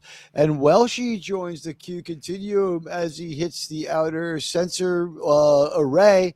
Seems to be down for the moment. Scotty, how come my sensors haven't gone off? Here we go. Admiral Teague, incoming super chat. Welshie, thank you so much. Your wisdom founds this program. You were the guy whose idea it was that we do every episode of Enterprise when I didn't want to stick with the Cindy arc. And now you say, great episode. When Magnum cries, who loves you, baby? As he drove Rockford's Firebird downhill street to save Columbo from police squad. I chuckled. You know what's funny, Welshie? I watched the first episode of Rockford Files today. And I have to say that Lindsay Wagner, the bionic woman, was smoking hot young in that beach scene. Whoa, wow, whoa! But what a weird show. I wonder if it's going to evolve. I'm going to watch a few episodes of that. There's a new Admiral Teague germ show coming at you guys soon called Law and Order. Oh, we're going to watch classic detective shows. Yeah, we're starting with. We're going to watch the pilots of Starsky and Hutch and the Rockford Files and maybe do one episode of each and decide which show to focus on. Because right now, like the pilot for Rockford Files was not convincing, although it becomes a beloved show. So it would be interesting to see what the arc is on that, or if it was just so much of its time. But James Garner just dripping with charisma in that one. But so we got our marks in so far. Sean gave it an A, 9 out of 10. 78% of an A. It's an A, but it's a 78% A. JT gave it a 91% and an A. Germ gave it 96%, also an A. Mark D with a C, the harshest grader here, the Belarusian judge with the B+. But you know what, Admiral Teague, time to weigh in. But first, your thoughts. I asked you guys, is Naked Time a top 5 TOS episode? and a bunch more people have voted. We got 30 votes. Wow. The Naked Time, a top 5 toss episode, stayed the same percentage. Sirs, yes, 63%. Sirs, no, but it's good, 33%. 96% think it's great. No one thinks it's bad. A few people jumped out just to give some likes and loves to the show. Everyone thinks this is good or great Star Trek. A lot of you think it's top 5. And here's Admiral Teague's answer to the question. It's tied with number 6 with a lot of other episodes. Nomad is also tied with this one for number 6. There's a lot of really great episodes of the original series. This episode, I can't wait to do Sean's Matrix on to find out what grades I give it. But there was enough science fiction in this. It just wasn't the center of the episode. The idea that we're going to have a matter-antimatter implosion to get our engines going again because we have a ship-wide power failure. I mean, that's sci-fi as fuck, whether it sounds exciting or not. Captain Kirk and William Shatner in this episode sold me on the idea that it was always a terrible idea, and that Jeff Hunter and all that nonsense with the original Enterprise with the nipples and everything. Jeff Hunter and Captain Pike are lies straight from the pit of hell. Okay, William Shatner is my captain. James T. Kirk is my captain. I serve on the NCC 1701. In any capacity, they'll have me. If they need someone to mop the floor of the slaughterhouse behind the kitchen, I will do it. You know what? This is a captain who makes me want to go serve on his ship and perform for him. This is a ship that I want to be on. This is a future I want to be a part of. It's wondrous. It's mystical. They've got that mix exactly right. There's wonderment inside this horror. And what do? They're afraid that they're going to have to do this weird thing with their engines. And something might happen. They could wink out of existence. And what happens? They get thrown out of time. Sounds a lot like where I'm going, you won't need eyes. This is Event Horizon in miniature at the end right there. We have a weird trick with our engine that throws us out of time. It could just as easily as thrown us into another dimension. So we have the kernel of the root of the idea. I would point out that Event Horizon is a Paramount motion picture, so they didn't have to worry about giving anybody any sort of licensing for this one. But this probably did get a small payment to the writer because there's I would say identifiable fragment of the Event Horizon causality in here. Everything that happens to their ship is what happened to the Event Horizon, except they go back in time and the Event Horizon goes to hell. The destination is different. Both ships return. But in the case of the Enterprise, they decide not to send themselves a subspace message to change the future or go somewhere where they have a perfect excuse. I point out, I have an ex-wife and an alibi. I know what I'm doing in those 3 days, okay? But Admiral Teague gives this one an A. I think it is a 9 out of 10. It is extremely creative. Hello to the Peter Venkman fan site. It's great to see you, my friend. You are a great supporter of this channel. Hello, Wallace Lang, and everyone else who's wandered in. This was a fantastic episode of Star Trek. It had absolutely everything we needed. It was the first time around at everything. And guess what? We didn't have any kind of vampire or godlike beings. It only took 5 episodes to get there, if you include the cage. No godlike beings, no vampire-like entity, no mind illusions, just actual intoxication caused by a physical scientific force. There is no space magic. This is all kind of sort of, look, it's not real science, but the thing is that it doesn't seem unscience-like. It's not like the dialogue we get in New Trek where it's everyone knows righty-loosey, sir. It's oh, yeah, of course. It's huh? What? It's it's the dumbest, most self-contradictory dialogue. We don't have that. We're freed from that. And what we have is probably one of the most fantastic space madness, everyone gets wasted by mistake episodes of all time. It's great Star Trek, and I can't recommend it enough. A lot of stuff starts here, and parts of the trope and parts of this episode are sprinkled across other very successful episodes, little bits and pieces. Like I said, one plot idea is just all of what causes Event Horizon. Another plot idea gives us the episode with Gary Seven, Assignment Earth, and also tomorrow is yesterday. We get tomorrow's yesterday out of this causality as well. So we've come up with a world building thing that we threw in here at the end without messing up our continuity. It became part of the stakes, very organically blended into the story. You can see that the network had money and that Gene was smart enough to hire the right people and then go ahead and absolutely listen to, I don't know, Herbert Solo or whoever it might be, Gene L. Kuhn, whoever came on the site. Gene L. Kuhn, I think, comes mid-season 1, but whoever it is like, don't over-explain it, Gene. Gene, don't dwell on it. Gene, you're saying enough about the human condition. Everyone's been drunk enough to understand this. Gene, we've got William Shatner is just done something in that room that the director is still, we had to scrape the crew off the ceiling. It was so good. And you should see what Leonard did.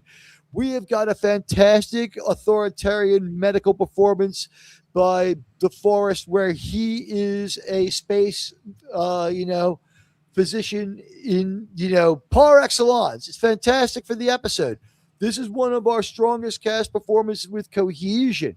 It is just great. And I want to thank everyone for joining us for our Star Trek journey, which wraps us up early on the Star Trek side and means that now everyone who didn't make it to the Strange New Worlds show, we crossed the streams, and we're just going to say right now, the Strange New Worlds episode, it was a coincidence. Perhaps it's fate that this day brings us here. Quickly, before you switch onto that topic, we have a message up on the chat for you. Did I miss one? No, it's on the screen highlighted. Okay. Hey, see you next Tuesday. Says first time here for the whole show. Really enjoyed a truly amazing and fun insight into this wonderful episode. Time well spent. I'm subscribed. Thank you, sir. We salute you, sir. Thank you. Welcome aboard. We've got an influx of a lot of folks. Looks like maybe another show ended. We have Wallace Lang came in. Peter Venkman fan site. The Trek reviewer is here. We're going to ask you indulge us, dear viewers, just a little while longer, where we're going to double back and let our crew talk about how this episode was the one of several episodes they fed into an AI to make last week's Strange New Worlds, which we cover on the Sci-Fi CSI. This week's Sci-Fi CSI is going to be, you've had 3 weekends, you've had like 2 or 3 weekends, you've had plenty of time. We're going to do the first half of the show about Spider-Man, and the second half of the show we'll do Sci-Fi CSI about Star Trek. It's not as viral as Starfleet Academy, and it didn't have the stickiness last week, so we'll refocus and do what works. Teague's Intense Talk Show returns this Thursday, but with special enhanced Sci-Fi CSI coverage segment on the episode of Strange New Worlds for that week. They're not that dense unless, the episode mandates it. We're going to talk about Spider-Man. We haven't done that yet, but don't worry, we won't do that now. Mark, what did you think of Strange New Worlds this week? Oh my God, stupid new lows is definitely one way of putting it, huh?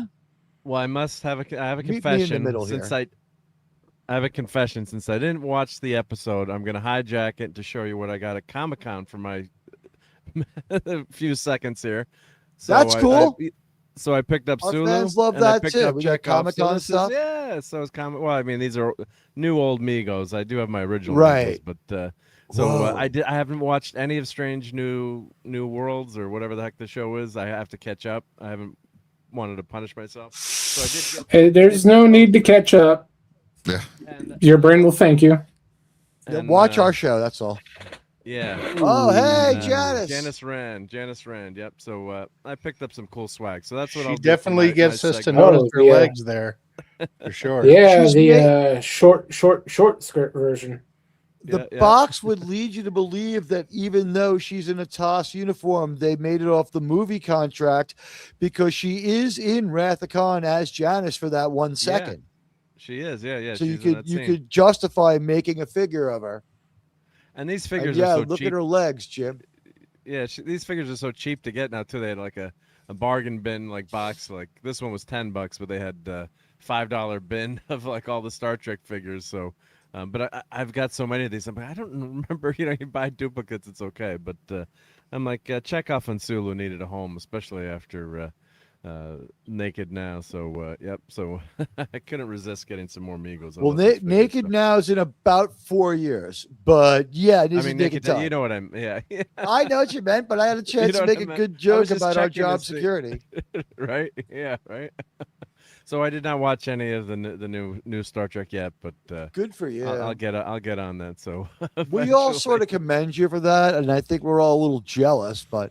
You know what? We can disappoint you now. Thank you for that little treat. Yeah. And JT, did you like the episode of Strange New World?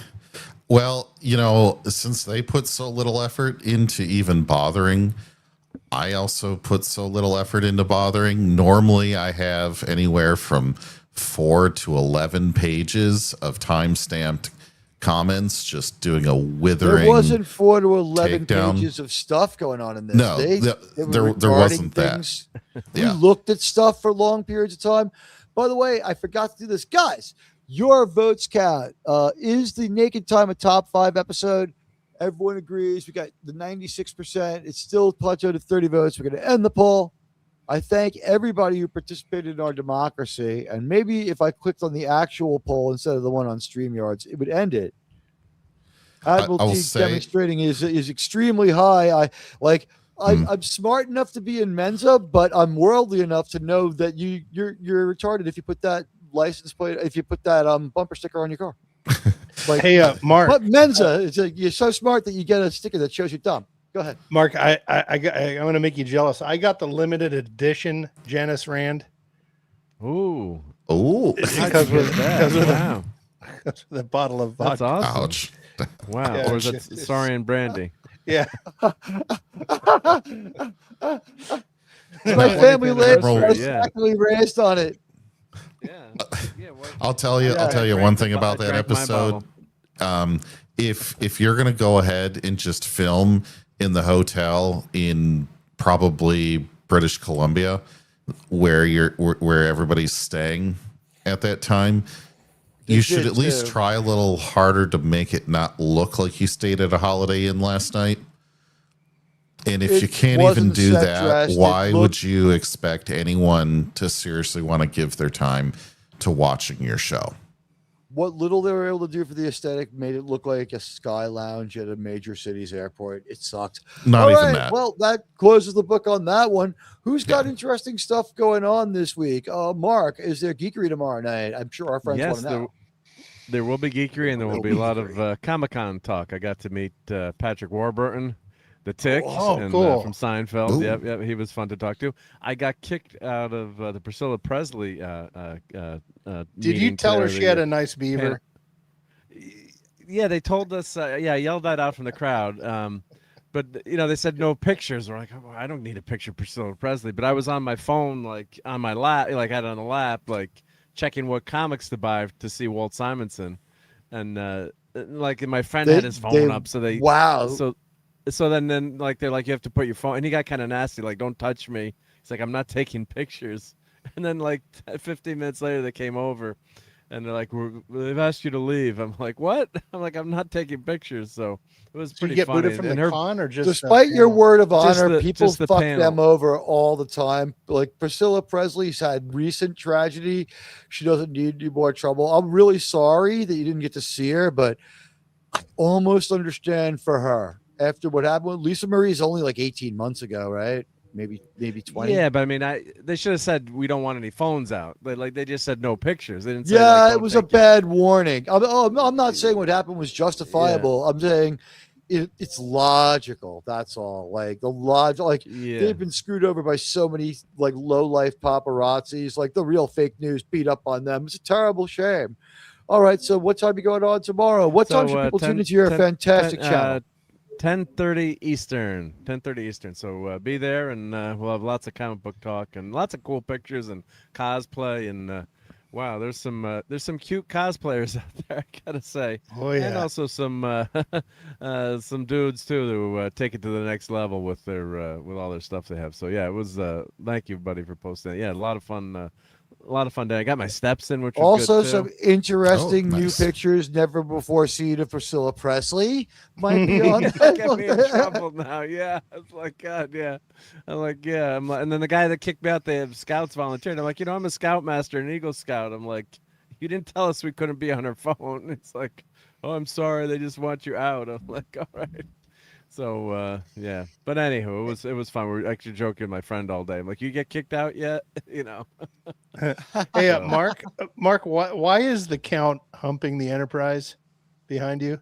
What? No, counting how far back in time they went with that episode and counting how many enterprises existed at the same time and why did they go tell each other what to do when they were back in time. So we don't want to get into that One paradox. nacelle. Two missiles. Uneffing real. Yeah. So the Count is having fun there. Oh, this is lit red. Why is that lit red? That's not supposed to be red there. I got to fix that. Yep. But yep. So yeah, the Count is always watching over my Enterprise. Yeah, I thought it would be fun to put him on there. Yep. Check it out. Yep. All right. Well, But thank now you, everyone. Yep. we found out how the Count, stays, from being lonely, keeps from being lonely. And I'll be back on Tuesday or Thursday, one or the other, where we'll have a big, huge, enormous show for you, and look forward for another video drop and another short drop. Hey, the video did all right, but like the shorts had to really take off to feel it there. I got lucky at the end. Just guys, thank you so much for supporting the channel. Thank you so much for what you did for me in July. Next weekend, I plan to end the show at the same time, but then a member stream will start, and I'll put a pass in that members can get to, and maybe some of the cast of the show will be able to hang around for that and greet you, and we can just all hang out, and you can talk to some of us, and maybe we'll tell you some stories you haven't heard before. I hope to do that next week. That's a tentative plan. August already has one pretty good member video up. Check it out. It only has 8 views. I'm embarrassed. When you guys can give 20 likes and 25 views to a member video in 5 days, then we'll do a member stream of all member streams, and we'll plot the overthrow of the United Nations and other fun stuff like that. Sean, you have a video coming out?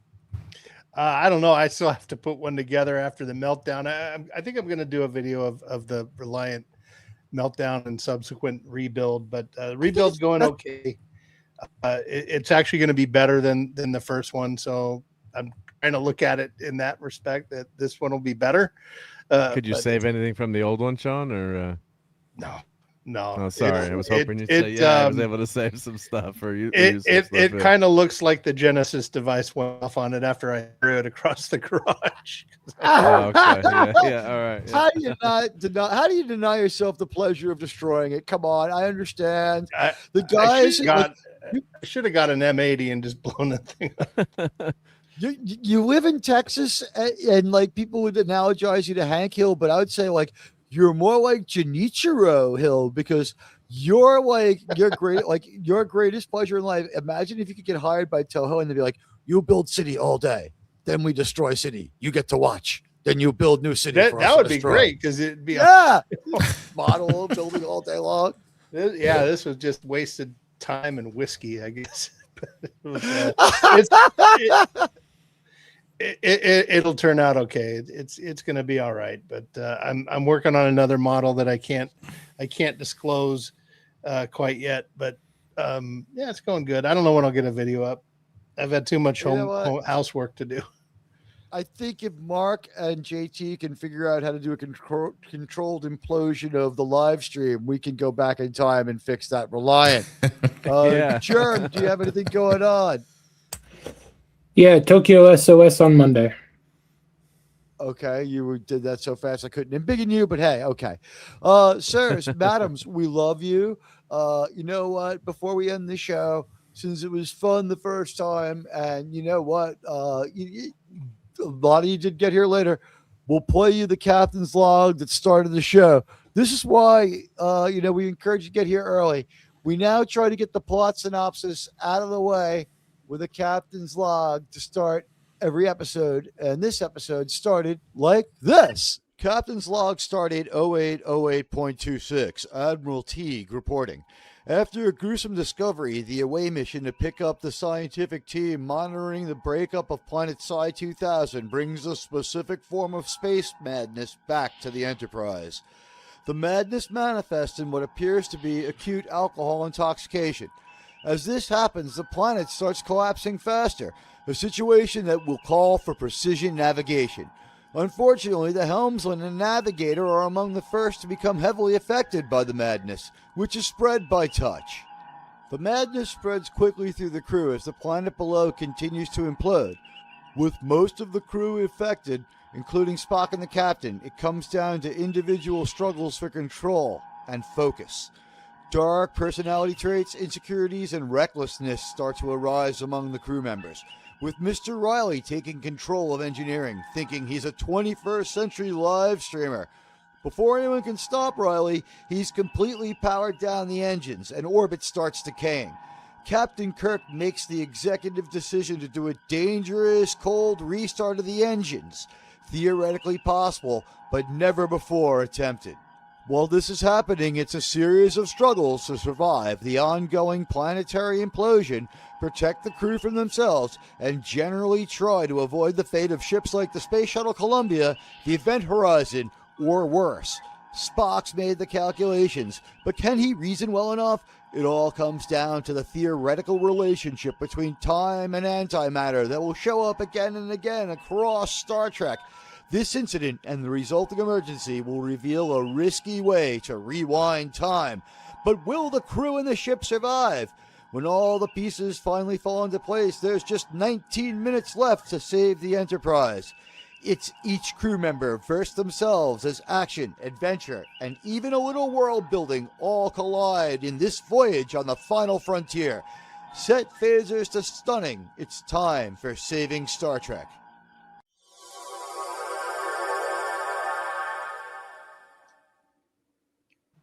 All right, thanks, guys. We love you all.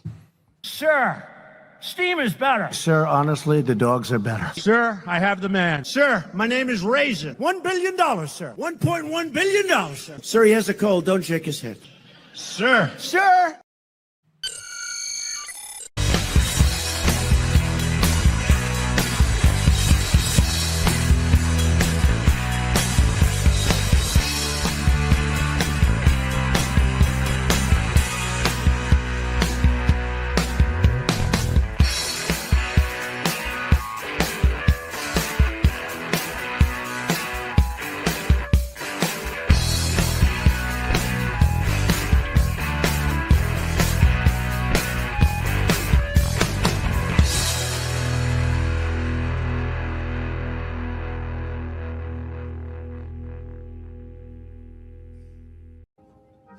This is a personal massager.